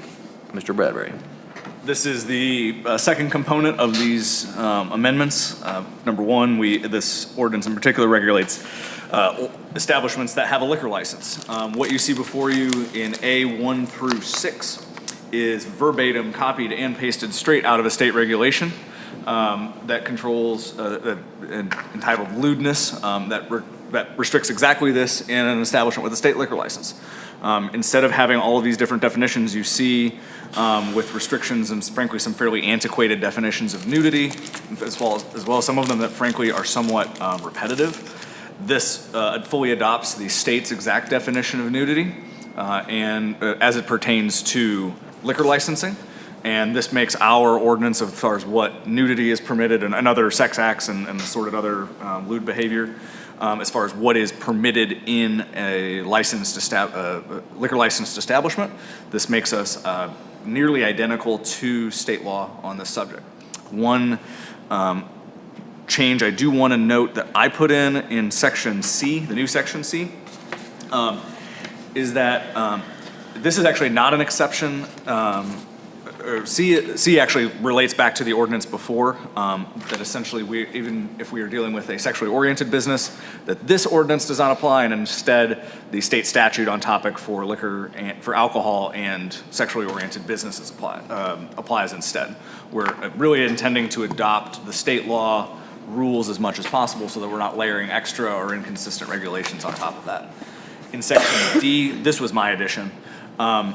The state rules do not actually include this, but I felt it was important to limit premises of the commercial establishment. We don't permit all of those acts anywhere on the premises of the commercial establishment. We have hotels in the city limits that have a liquor license. Their hotel rooms are part of the premises. Our ordinance, the way it used to read, literally says, and in fact the state regulation, the way it literally reads, you cannot be nude in your hotel room. And I did not feel that that was correct or appropriate, and I didn't want us to get into a situation where somebody said that our ordinance was overbroad. So I've added this section D, which exempts hotel lodging rooms, changing rooms, or restrooms that are not exposed to public view, to make clear that yes, you can be nude in your own hotel room. With that, I recommend approval. All right. Yeah. Alderman Osteen. I've not seen your hand go up so much in one meeting in a year. I just have a question for Cole, and this is something we had previously discussed, but just kind of went by. Section A2, displaying of any portion of the areola of the female breast. Do we need to have any clarification regarding breastfeeding in an establishment with a liquor license? I would hope not. I would hope that's an enforcement issue that. But once again, if ordinance states that that is illegal for an establishment with a liquor license, they can have a license revoked. I think there for are displaying of that. probably some constitutional issues with attempting to enforce it that way. We had mentioned it, but I was curious if we need to actually have anything referencing that in any of these new ordinances or exemptions. I don't know that that's somewhere we really want to go. Yeah. But I would bounce that back to our attorney. What's Kelly think? The one thing I would say about this is most of this stuff is saying sexually oriented. Breastfeeding is not a sexually oriented act. True. Okay. That is where I would go with that, personally. Yes, but once again, if you dial down to A2, it doesn't state anything regarding that. It just says no person shall be allowed on your premises that displays this. It's not stated in a sexual reference whatsoever, but I'm just curious if we needed to have any kind of caveats. I wouldn't be opposed to an amendment saying. For breastfeeding, just to cover bases. Excluding during breastfeeding. I would have no problem with that. That certainly isn't my intent in drafting it this way. We're just trying to cover, have a definable definition, understandable definition of nudity that does not require the police officer to get a tape measure out or something like that, because I feel like that would go very badly very quickly. But if you wanted to make a floor amendment to say excluding breastfeeding, I wouldn't be opposed to that. I'm just curious on the board's feedback. Because Kelly, back to what you stated before, when you read that the ordinance is that has nothing regarding I guess I was meaning more anything rest of done other areas in the ordinance does basically state this just that, says black and white verbatim. You should not have material on your premises that does this. And once again, I have been to establishments where I witnessed that. I've been to establishments where there are patrons that have complained about a woman breastfeeding. So it's kind of a fine line there. Well, let me ask you this. I have my own view on Yeah. Well, we all have views on it, but Let me ask you this, so why would it not hurt just to put parentheses excluding breastfeeding? And I think that's fine. Okay. Chief's got it. So that's covered under RSMO 191-918. It was passed in 1999 that allows a mother with as much discretion as possible to breastfeed her child in any public or private location where the mother is otherwise authorized to be. So it's fine as Already is, correct? protected. Okay. Okay, so it's fine as is. In the back of my head, I knew there was something that would protect that, whether that was. Oh, I figured there was something out there discrimination, regarding it. I we just didn't know if actually it have a needed to state be. statute that protects it, so. Okay. All right, any other comments or questions from the board? Seeing none, do I have a motion to approve first reading? Motion to approve. Alderman Rucker, do I have a second? Second. Alderman Schuman, all those in favor? Aye. All right, first reading carries. Next, we have Bill 23-42, an ordinance of the City of Osage Beach, Missouri, amending Chapter 405 zoning regulations, Section 405.020 definitions, and Section 405.590 special uses require special permission of the city code for various purposes as set forth. First reading, City Attorney. This is the third of those three ordinances. This is our zoning ordinances, and specifically, these changes can pertain to sexually oriented businesses. Again, this one completely and fully brings us into, in line with state statute. Our wise overlords in the legislature in 2010 passed a statute that regulates sexually oriented businesses, including what amounts to a state zoning law requiring them to be 1,000 feet from certain things, including one another, having its own set of definitions. Our ordinance is not consistent with that. We use quite a few different definitions, a few different terms. So I'm very proud to say that this modification deletes more than it adds to our code, and I think that's usually a good thing. So we've deleted out quite a few antiquated definitions and instead fully adopted the state's definition of sexually oriented business by reference to the statute, and then changed our zoning ordinance to simply require what the state requires, which is that 1,000-foot buffer. And we've done so simply by referencing the state statute, and we're not adding in any of our own additional requirements.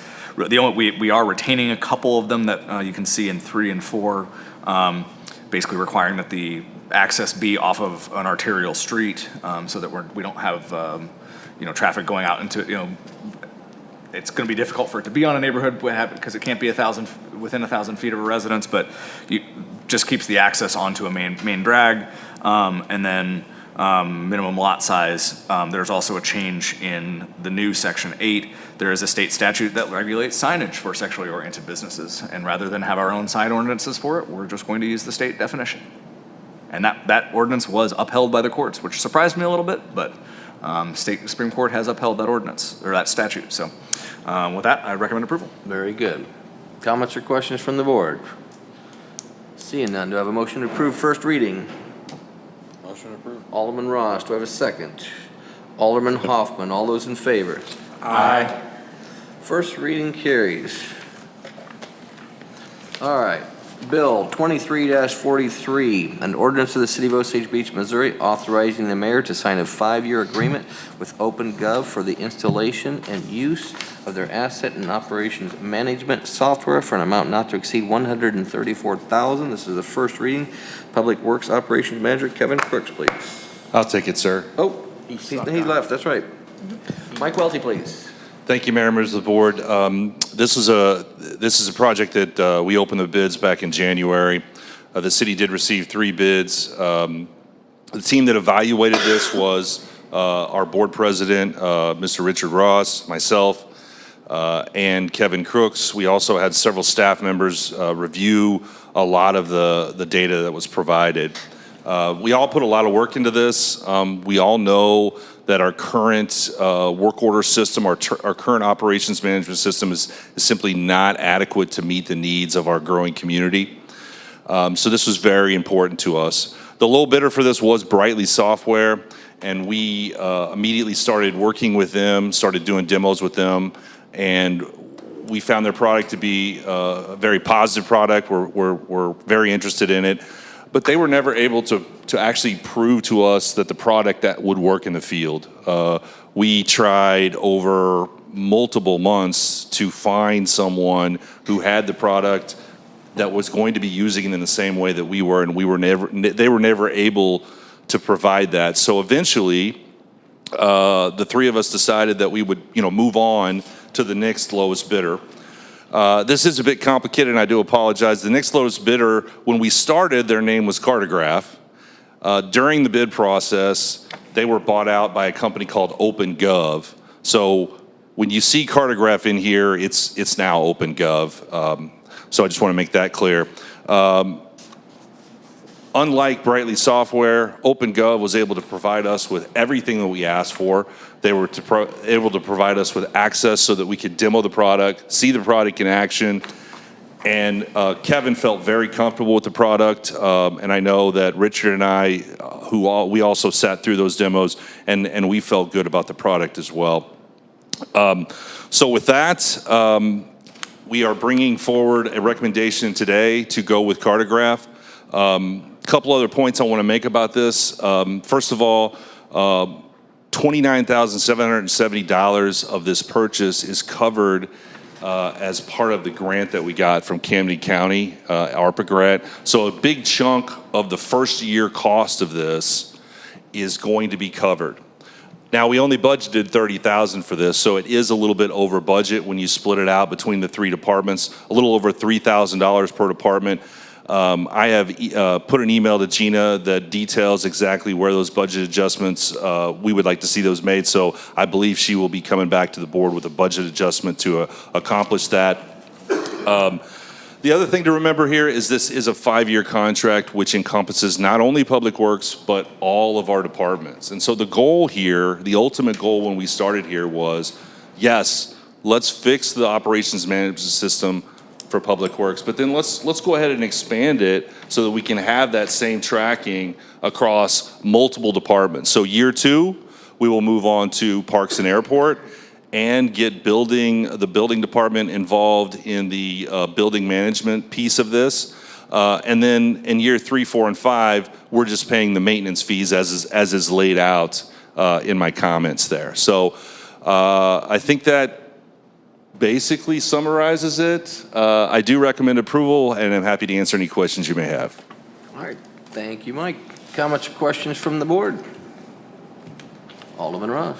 I'm going to make a couple quick comments because this is a system that I had hoped we had originally, and I made one of my fatal mistakes, so apology to the board and the citizens. When this current system we had was brought up for approval, I trusted but didn't verify. And when I found out that what its limitations were, I was appalled.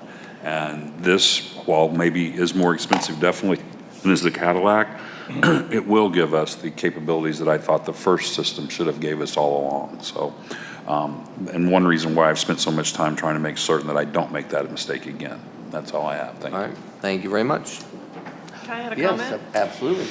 And I appreciate Richard getting involved in this, and when I got to my level and was looking at OpenGov is one of my top 2 favorite budget softwares that I have been trying to, you know, we'd requested several years ago and just the time and capacity, so I was like, oh, OpenGov, another reason that might intertwine in some other things coming down the pipe.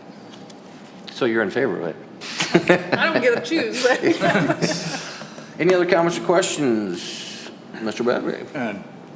Favorite topic, while this is not on our paper, this contract came to us and it was kind of highly specialized as far as, because it's a software service agreement. We have, Mike and I have worked to develop a rider type, so basically a 1-page add-on that has E-Verify and a few other terms that are very important to us that are city-specific. Probably the one that's most important to my office is venue in Camden County, should we ever have a dispute. And that rider says that where are these terms conflict with somebody else's terms, that our terms will control. That way, if somebody gives us a contract we want to use, but we just want to make sure that our terms are on it, we just attach this 1 page, we're good to go. Mike sent that to them, and they were actually kind enough to incorporate all those terms into this agreement. So while you don't see our logo, our rider is incorporated in that, and they really went above and beyond to incorporate that instead of just slapping our rider on the back as I intended, so. Very good. All right, do I have a motion to approve first reading? Oh, wait. Yes, do I have a motion to approve first reading? Motion to approve. Alderman Rucker. Second. Alderman Hoffman. All those in favor? Aye.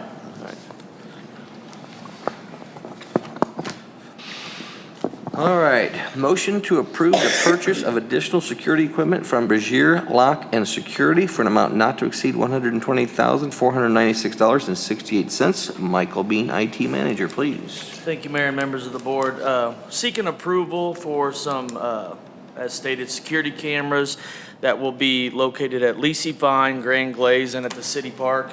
Myself, Mark Keniston, our Beischer representative, Eric, Ty, and Chief all met at all 3 locations, have identified some places that we feel security cameras would be included in what we already have.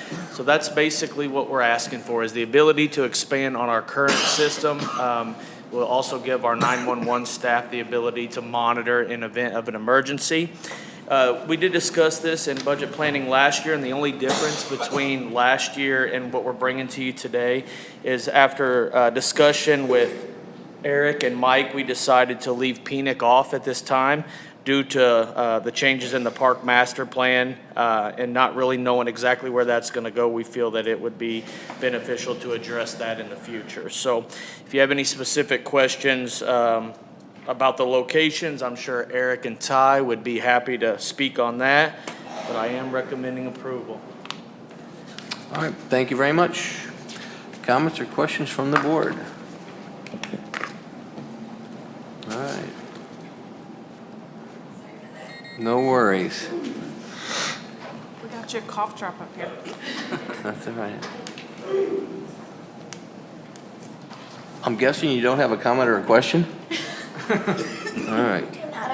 All right. Would you like me to say that again? No, I'm good. You're good. Thank you. I was listening. I apologize, I didn't want to stop or Nope, just keep nope. going, so my apologies. Seeing none, do I have a motion to, just motion to approve? Motion approved. Alderman Ross, a second. Alderman Osteen, all those in favor? Aye. Aye. All right, motion carries. Side note, I took a tour with Mr. Gregory at the city parks, and yeah, I'm pretty excited about having cameras out there. That's a good deal. All right, last thing on the agenda is motion to accept petition for placement of new street light near the corner of Dude Ranch and Dogwood. City Administrator, Assistant City Administrator, Mike Welty, please. Thank you for the promotion, sir. No, thank you. In duties, not salary. This is another streetlight petition. I had mentioned the last time that I had 2 of these in preview. Just got a 3rd one, so we may have another one coming our way over the summer. This one is over near the corner of Dude Ranch and Dogwood, and it's a little different from the other one. The other one was pretty clear cut that we needed to have a light there, right? This one is not near as clear cut. If you read through the ordinances that govern the board's ability to approve this, one of the key things is high traffic volume or high crime, those type of things. And we had Chief take a look at this area, and he really didn't see that there was any major problem from that standpoint. Most of the other things, they do meet the ordinance. But there's one thing that kind of sticks out that kind of counters all of that, and that is that the streetlights in the area were put in place a very long time ago, prior to the area kind of fully developing out. And so now what we're left with is a situation where we have streetlights that are further apart than what our current guidelines require. And so because of that, I felt it was necessary for me to bring this to the board and let you guys decide whether or not you wanted to move forward with this. Because of the fact that these streetlights are too far apart, I am recommending that we move forward with this petition. Happy to answer any questions you may have. All right, any questions from the board? Alderman Hoffman. Well, it's just a comment. Alderman Moroz and I drove down there last night at 9 o'clock to take a look at it. It is, if you take a right on Dude Ranch, you take your first left. There's a street light there, but then it gets pretty dark around that corner. We couldn't even really see the entrance, but when you get over there's a pole. So you're not having to put a pole in, you're just putting a light on the pole. That is correct. I guess I should have mentioned that. In this particular case, we don't have to put a pole in. We just have to put a light on an existing pole that's already there. I assume Good point. that Thank you, sir. makes the cost a lot less. Oh, much less, yes. right? And one further thing is, it is not a high traffic area, but with the school over there, there is more kids. Like, I've just driven down there a lot. There's more kids on bikes. There's more kids on scooters. So while it might not be considered high traffic, there is a large volume of kids, and kids ride their bikes at night. They ride their scooters at night. So in my opinion, it does need to go up. All right. Any other comments or questions? Alderman Osteen. Mine's just a comment. The agenda item states Dude Ranch and Dogwood. The comments recommendations state different streets. College Boulevard and Bradford. Somebody paste that copy. That was the last one you all approved. Yeah, you're correct, Mike. And Most of therefore, I copied was- and pasted. So therefore, I was curious if the comments sections regarding the designation of feet, the closest street light is about 200 feet away from the location, having proposed a new street light, blah, blah, blah. Are those just carryovers from the College Boulevard and Bradford Drive installation? Alderman Osteen, you have caught me. I apologize. The first paragraph was copied and pasted. I should have changed the street names. The rest of the information, though, is accurate. Okay. The streetlights in this particular case are, it's about 250 foot away from a pole in either direction you go. I assumed you copied and pasted. I just didn't know if that was still accurate information regarding the footage between lights, et cetera, et cetera. I do apologize, sir, but thank you. Alderman Ross. So I have a question. First of all, I support streetlights, but in this map, the power pole that is at the lowest part of the map, does that have a streetlight on it? Does anyone know? Where's the power pole at? Let me look at the map. 269 feet from the existing pole, we're going to put a light on, I can tell you that. There is. I think it is. Yeah, there is one. Okay, So there is a good. light, there's a light on the power pole that's right on the corner of Dude Ranch Okay. and Dogwood, and then there is a light on the power pole that is the furthest south circle there on the map that was provided by the applicant there. There's only one light on the power pole, and it really only lights up that intersection right around that stop sign. Okay, that's fine. The only thing that I was headed was is if there's not one 269 feet down the road, we just need to put two in, okay? I mean, there's no install cost. This is just calling Ameren and having them start paying $13 a month or whatever that cost is. If there's one there, though, good. Yeah, That's all I have. both the power poles had them. Okay, thank you. All right. Any other comments or questions? Seeing none, do I have a motion to accept the petition? Motion approved. Alderman Ross, do I have a second? Second. Alderman Hoffman. I was thinking I wasn't supposed to do All it there, those in so favor? my bad. Aye. Aye. All right, motion carries. All right, staff I slipped up on that communications. City Administrator Gina Woods, please. Yeah, Mayor, members of the board. I haven't had time to make my notes through here. I'm trying to play two jobs here. Couple comments on the update list that's included in your packet. I know Michael Ray is not here tonight, so I'm not going to try to do his update, but he does provide information. I know I only put my city administrator report out once a month, so the latest ins and outs of department status, I'll let the individual departments, if they know the counts on those. On the loggers one, we have submitted, actually Mike Ray did all the legwork, but got my final step, submitted our data request from the loggers organization. They will do an assessment for you with a bunch, with data. They say it's about 4 to 6 weeks. That was submitted a couple weeks ago. We hope to have something back from them mid to late June, and then we'll kind of put our thoughts together and put some budget. So that is in process, but we're now at the waiting stage for them to give us that data analysis. The survey, I know that he is still expecting to get that out by the end of May. As far as my items, I'm gonna start from the bottom up. The IT service, I kind of summarized Mike Ray, or Michael Bean's data. Please reach out to him if you haven't already, if you have technical questions.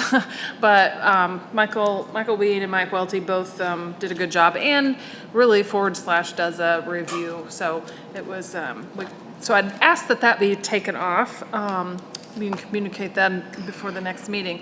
The Tanterre State Utility, I know Cole and I, him more than probably me on ordinances, but our time right now has been really, really consumed with TIF and of course the CID and Osage Common and some other stuff going on. So I want to get through the planning stage for the planning and mid-year budget. So I really hope that Cole and I will both be diving a real deep dive into that in July. Now, how long that takes, I suspect the state's process for any approvals will take several months, but I'm really hoping that, I can't give you a completion deadline, because I know, Bob, you wanted completion deadlines, but I will be honest with you, Cole and I are probably not gonna have time to sit down and really dive into it until July. You know, get through the holidays, get through our session, get through these TIF things, because the TIF guidelines, I do want, and I'd sent you an email, or no, actually on my city administrator report, I will have draft outline guidelines for further discussion on your end at your planning session when it's within the economic development topic. So I believe, as far as the Lake Ozark Osage Beach Joint Sewer Plan, that's something I did volunteer to help with them, and that'll get on the list somewhere too, but it'll be July as well. I'd rather dive into all that, kind of post what's going on between now and 4th July. I don't have any other updates other than I'm still waiting on 2 of you individuals regarding the MML annual conference. I know it sounds crazy that we are thinking about September. I have secured rooms because a lot of times a host hotel room block will get filled up really quick. Not quite a big a problem when you're at Kansas City at the Sheraton, but I wanted to make sure. I've heard from everybody not to call out Kelly and Justin, but we need to talk. I'm in. You know, just to make sure your dates work with everything. I've still got a few weeks, but I would like to get these reserved by mid-June. Again, I know that sounds crazy, but if I don't start putting on my list 4 weeks out, I'll forget, so. I'm checking what scheduling, I have some scheduling conflicts that I'm trying to fix, so. What are the dates? It's September 10th through 13th. I can resend the email. Again, I'm not trying to push you, but I've still got a few weeks, but once I get that. But she's trying to But she's trying to push it. I mean, I'm good. I'll email you back. Okay. Okay, like I said, I'm sorry, but I like to do it all at one time. It's easier on billing, it's easier on all reservations, and a little less time. Do I get to request my room or? No, I already got your room. You just get what I got you. All right. Hey, I'm new. I got to ask. What I tell my kids, you get what you get and you don't throw a fit. Yes, ma'am. Yeah, so other than that, I don't have any other updates on them. Thank you very much. Can I ask you a question of clarification? The Tantera Estate Utilities current contract details, did you say you're going to be able to, Cole, or we can have an intelligent or fairly in-depth conversation about that for strategic planning? Yeah, No, that's TIF guidelines. that's TIF guidelines that I really want to dive into deep. Now, the first part of that, contract details, that that's more of Cole's interpretation and kind of bringing it. Mine was, I need the contract details to complete a rate review. The rate review is what I will not get to dive into until July. Fair enough. Now, the contract details, yes, that Okay. Cole and I can get together if Good. we start that. Thank you. All right. City Attorney, Cole Bradbury. So on the contract details, I think I showed you, it is literally the top of my stack. Unfortunately, for the last 2 weeks or so, it has remained there on the top of my stack, because most everything I've been doing is trying to keep pace as best I can with everything else while managing an incredible amount of TIF stuff, which so far has gone very successfully, so I'm very happy about that. Economic development has been it's been probably solidly half of my time. I was in court on the Beach Drive TDD, which we'll be bringing to you here before too long. I was in court on that today. Carrie Patterson came with me, and Judge Coppin did approve the creation of that TDD, so we will have a cooperation agreement forthcoming. That's the back of Backwater Jacks. Other than that, Mike's been keeping me busy with contract review. I owe him a few things. I've tried to politely, I don't know how politely I've been, but I've tried to politely tell him I'll get to it when I get to it, but I'll spend the next few days digging out from all the stuff that's collected this week.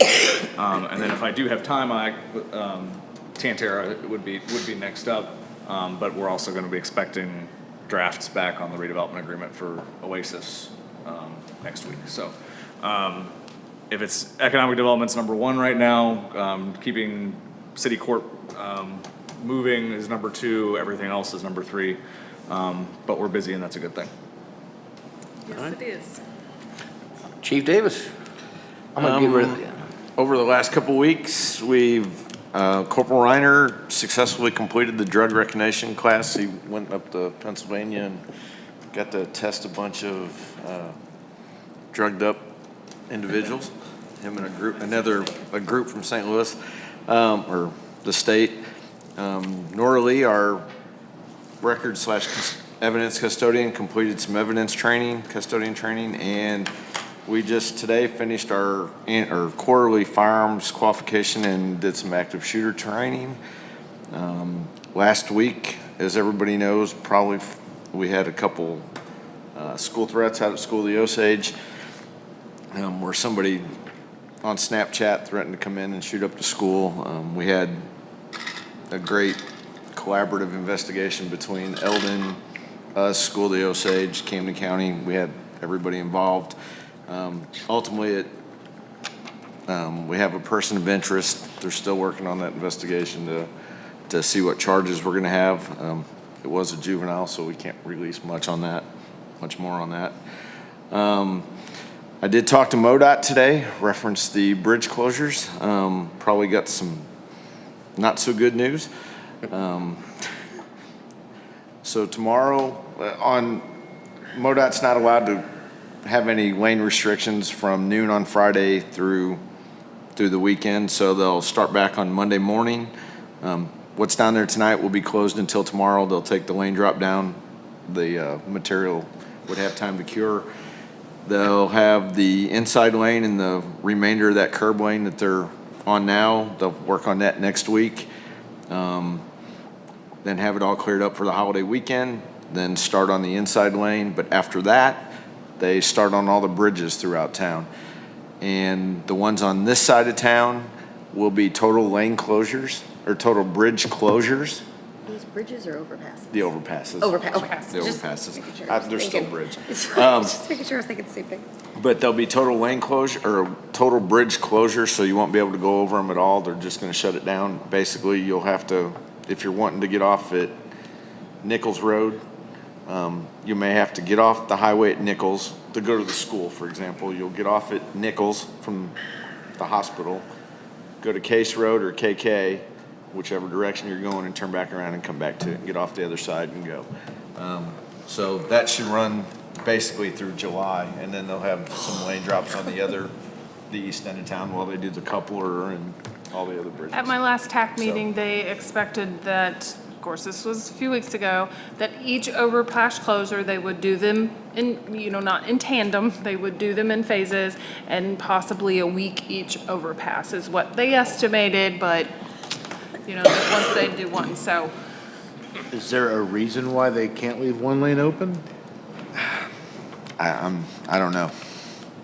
That'd be a MoDOT question. I would assume probably like Jeffries Road, Case Road, they're one lane. So they would have to have flagmen to do for the entire time that it's closed. In the long run, it'll be quicker. I have Danny Rigger's cell if you would like it. You're more than welcome. So do I. And then the last thing I have is Matt Jones, one of our part-time EMTs, and his wife Sarah welcomed their first son, their second child, this morning at 8:08, 9 pounds, 12 ounces, Maverick David Jones, and everybody's doing fine. So Very good. All right. in addition to the OB family. All right, thank you. Assistant City Administrator Mike Welty. Thank you, Mayor and members of the board. Just a couple of quick updates. Well, actually, I have quite a few. First of all, you may have noticed that we didn't come back to you for a second reading on the janitorial. Unfortunately, between the first and second reading in the janitorial contract, they pulled their contract out. If you want some of the details, you're welcome to call me and I'll share them with you. So we bid that back out, and that is back out to bid again. And I do want to just recognize Ron and the building department. They've really stepped in and taken this under them and done a really good job keeping our building clean. So big kudos to them. So that's really important. So update on the Parkway extension. Unfortunately, the state has decided that more environmental investigation is required. And so they have essentially told me that they're going to take the next 90 days and do some additional evaluation of some adjacent property that will have to have some fill on it. And, but they have given us an extension. So we were supposed to have the work done by the end of 2023. but we've now been extended, and our new plan is to bid this out in the November, December timeframe for spring construction. I've been assured by the state that this is all stuff that we can get past, but cost share project, we have to follow their rules, so that's kind of where we are with that. All right, now on to the list. Streetlights and sidewalk master plan. I have got, I've started working with Dave Christensen with Cochran on these two to kind of get myself back up to speed and get you guys some updates. So expect sidewalk discussion on approval of the sidewalk plan sometime either at the second meeting in June or one of the meetings in July. At the same time, I'm getting caught up on streetlights and those ordinance changes, and David and I are going to work through those as well. I don't really have a timeline on that for you because I haven't dove into that, and I don't know just how deep that's going to go.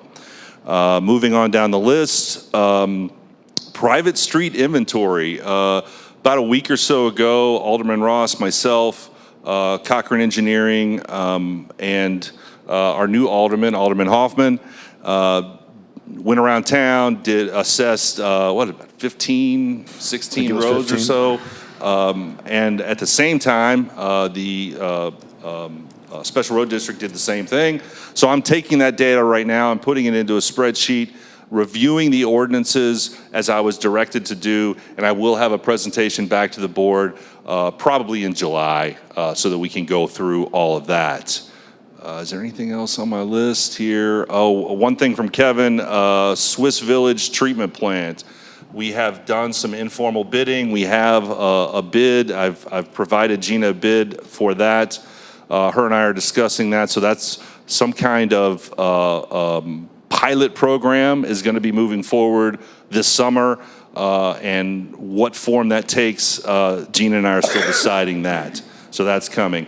Last but not least, Veterans Memorial. We have a plan in place.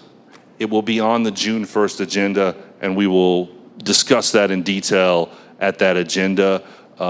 We are as close as we're going to get to the number that you guys asked me to get to, and we'll go into detail and discuss all that at the next meeting. So that's all I have. Thanks.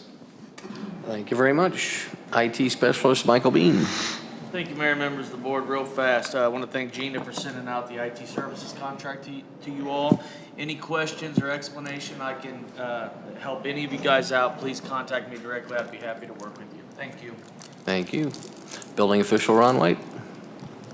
Yeah, I would like to recognize my staff, as Mike alluded to. Doug Damron, our maintenance personnel, he has taken the majority of the cleaning on, making sure that everything stays stocked. And I just want to give a shout out to him, as well as Inspectors Dunham and Inspector Johns, also both willing and able to volunteer and do so just anytime anybody asks. So just a big thanks to them. Also to thank the board for the opportunity that Inspector Dunham and I had last week to attend the Missouri Association of Building Code Administrators educational seminar at Camden on the Lake last week.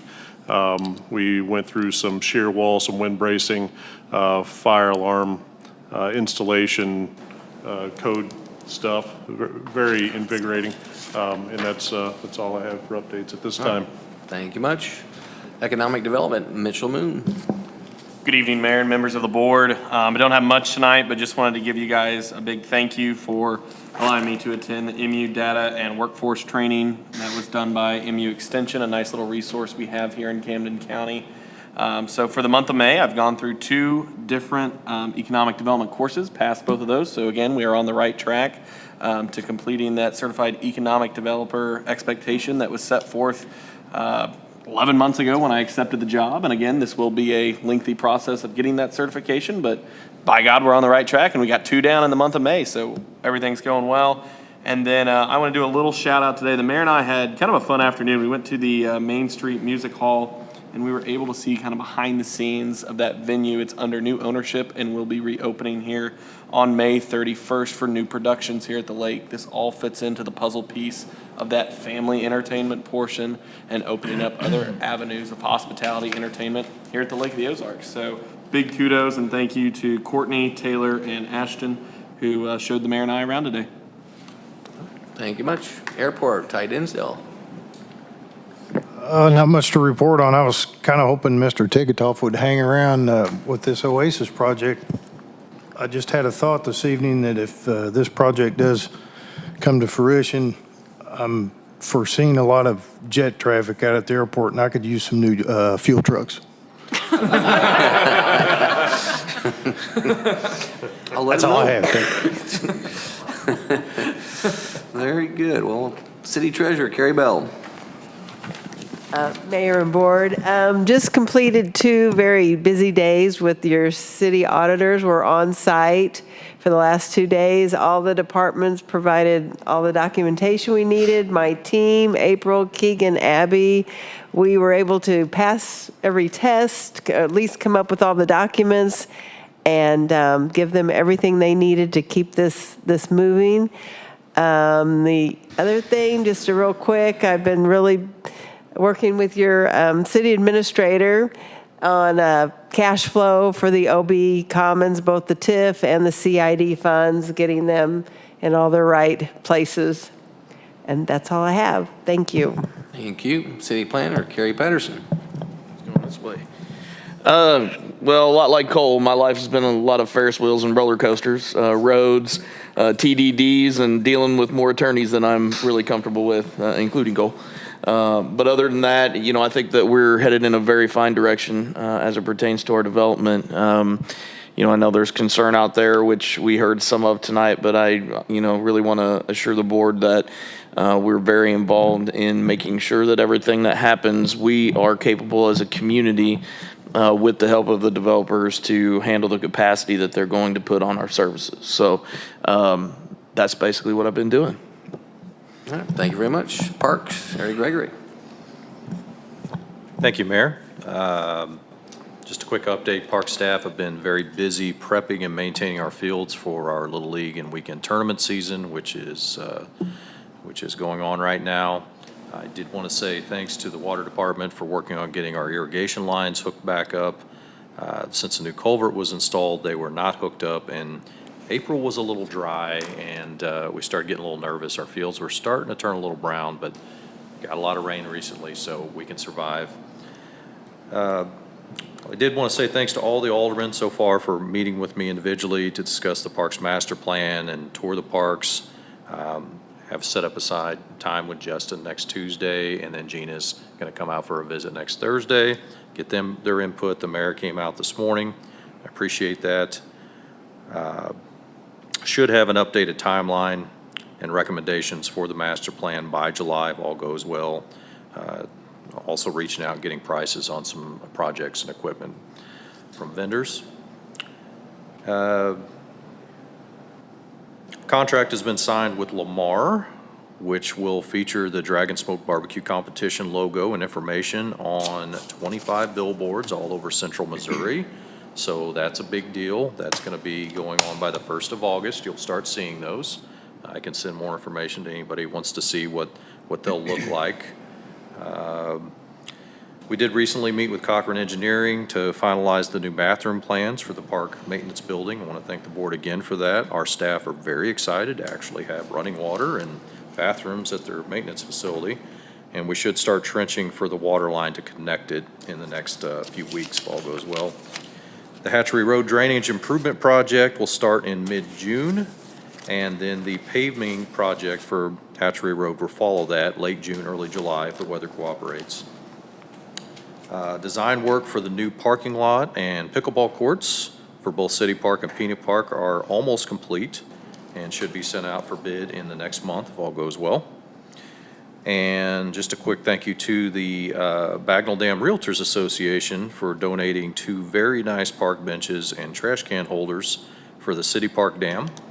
We had a dedication ceremony this morning, and the mayor joined us for that. It was a beautiful day, so thanks again for that. And just like to say welcome to our new park tech, David King. He started with us last week, he's doing an outstanding job. We're very excited to be fully staffed again.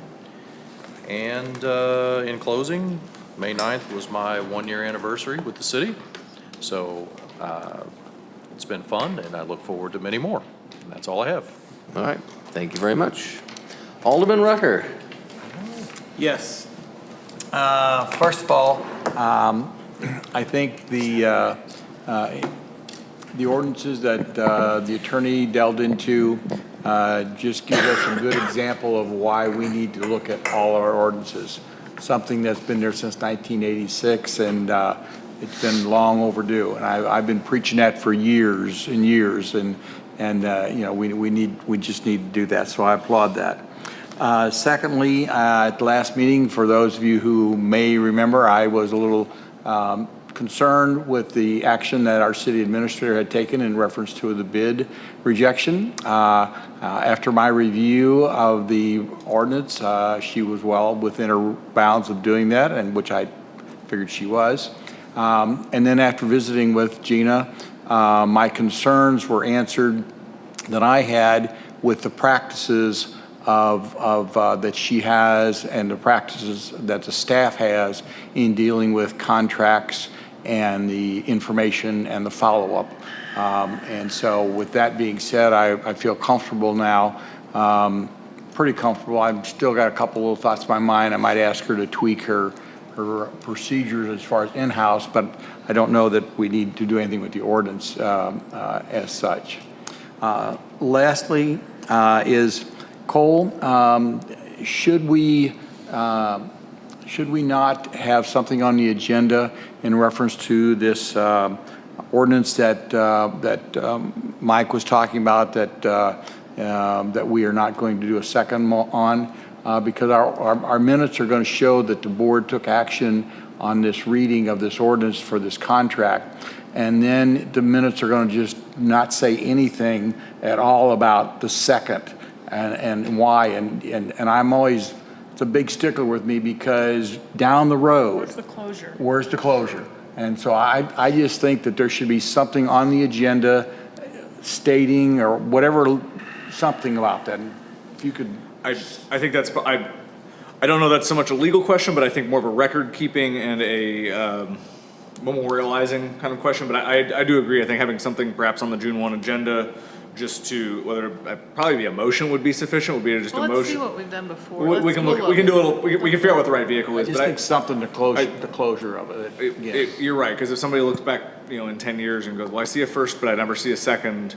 I think we forgot. Yeah, they'll, it would rather not rely on institutional memory there.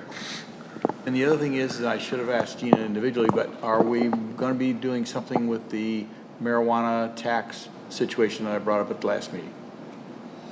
Refresh my memory more of the detail, like what do you mean? I felt that we did not, I felt we needed to have an ordinance that. Still to be determined. It's on my to-do list. I don't have an answer for you. Okay. Yet. Whether we're going I to think do it's probably on something her or why to-do we list to shouldn't. ask Well, me to put on my to-do list, but. Sorta, but it is, I don't have an answer for you, but yes, somehow every other tax, what Kevin's talking about is every other tax is referenced somewhere that we collect in our ordinance or some kind of document. I know Carrie Bell, we mentioned franchise tax, but she has all the details of the when and the where and the stuff, So I think we should, under some, mention it.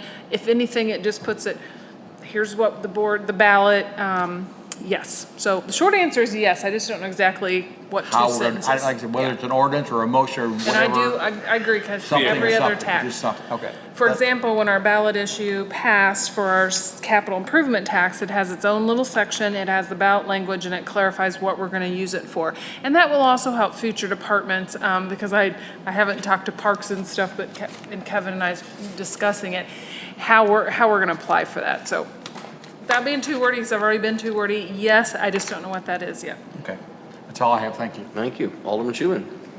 Yes, sorry. Due to my asthma flare-up, all I'm going to say is I'm sorry I'm not going to be here for the June 1st meeting due to a scheduling conflict, but I will be attempting to watch remotely for it, and I'm going to call that good. All right, thank you. Alderman Hoffman. I had a constituent approach me the other day out in public about, I guess there was some striping being done on Osage Beach Parkway recently, and they only had basically a flag person or someone to warn you in one direction. And this particular person drove, I guess, from the west side to the east side, so eastbound on Osage Beach Parkway, and saw it over and over and said, look, this is a real safety issue. There's nobody behind them. They need to have a flag person on both sides. And I don't know who to direct that to, but he said it happened 3 days in a row, so I thought I would bring it up. Well, Kevin Crooks left a little early because of another issue at Decanter, but we'll pass that along and he can get you an answer. Okay. Yeah. Great. Other than that, I just really appreciate how everyone has embraced me and helped me along, and have kept the laughter to a minimum at times. So that's great. And I'm really, on a personal note, I'm really excited about this Oasis project. I know that I think everyone's doing their due diligence here. So I hope that's not, putting it in a negative light in any way, but I think this is a really good thing for Osage Beach, and I hope we can work through the minutia, because from a macro level, this looks like a fantastic opportunity for Osage Beach. All right. Thank you very much. Alderman Osteen. Just a few quick things. First of all, I would like to commend Alderman Rucker for his suggestions earlier in this meeting to include a alderman from a ward when a CID board is being elected or appointed. I think that was very smart to make sure you had representation for the citizens of that ward where that would be located, represented, because that individual will probably have more insight into how this is affecting their part of the city. Kevin has left early, so Mike, if you would please let the Public Works Department know that we noted them and their service to the city in light of next week's proclamation as Public Works Week. Once again, please let them know that we're thankful for all they do for the city. And other than that, just wanted to wish everybody a happy Memorial Day weekend, since we will not be meeting until after that. Be safe, but have fun. Thank you very much. Alderman Ross. Well, for Memorial Day weekend, I couldn't have said it any better. From a recognition standpoint, I just want to recognize Columbia Capital, and I stopped Jeff White on the way out of here. I'll just say that their value in this process has been a level of value we've never had before. Absolutely. And it has been phenomenal. And, Comfort. pardon me? Feeling comfortable, made you feel more I mean, comfortable. at the end of the day, they've been through this somewhere. I mean, their knowledge has just been fantastic in helping us make sure that we are very well represented in these negotiations. So, great shout out to them. There's been some questions over time about whether they should be included and what value they bring. And all I can tell you is, in looking at the Oasis project, they've been invaluable. Okay? 100%. Right. And other than that, have a great vacation, Mr. Mayor. Thank you very much. Yes, here, here. Thank you. All right, I just have a few things. First of all, I just wanted to thank the community. I mean that sincerely. I mean, I'm not just up here to throw out thank yous, but I love seeing as many people out viewing tonight and giving their input, because I would much rather have somebody come up here, ask questions, answer their concerns, have a dialogue, than sitting back throwing out a bunch of stuff on social media complaining about something. You came here, you expressed your opinion, so thank you, community, really, and continue. You're welcome at any meeting. Another thing, I did want to thank, and I told him personally, but our city attorney, Ed Rucker, did a phenomenal job for many, many years. Him and I became close friends, but our current city attorney has stepped in and is knowledgeable in our meetings with the specialists. He knows his stuff. The direction of our city is great. And same thing with Eric Gregory and the parks and Mitch. And we have some good stuff going on, and we're in good hands with a lot of people here. And so thanks for everything you've done. Thank you. I did want to thank the community also, because myself and Eric Gregory and Mitchell Moon graduated from Camden County Leadership, and thanks to the taxpayers, we did that for the last several months. So happy to have done it. So thank you, community, for doing that. Hopefully we can bring some knowledge back from that to make us better leaders. The other thing, Magic Music Hall, I got to say again, I'd never stepped foot into that building, ever. And these new folks, it showed us today. and I was just blown away. There are some neat things. They're going to bring big groups down here. A soft opening on the 31st. We'll just be getting back. Hopefully, I can get back from. But give that place a try. Talk it up. It's going to be perfect. Again, family-oriented things and stuff for the adults to do. So I think that's going to be another big impact. Is that the old Main Street Opry? Sorry to interrupt. Yes. Okay. Yes. And the only thing, yes, I am going to go on vacation tomorrow. I'll have my cell phone. I will not have it from Sunday to Sunday. But other than that, feel free to get a hold of me and get home and have a good rest. And thank you, everybody. So with that, do I have a motion to adjourn? Motion. Alderman Hoffman. Do I have a second? Second. Alderman Rucker. All those in favor? Aye. All right, motion adjourned.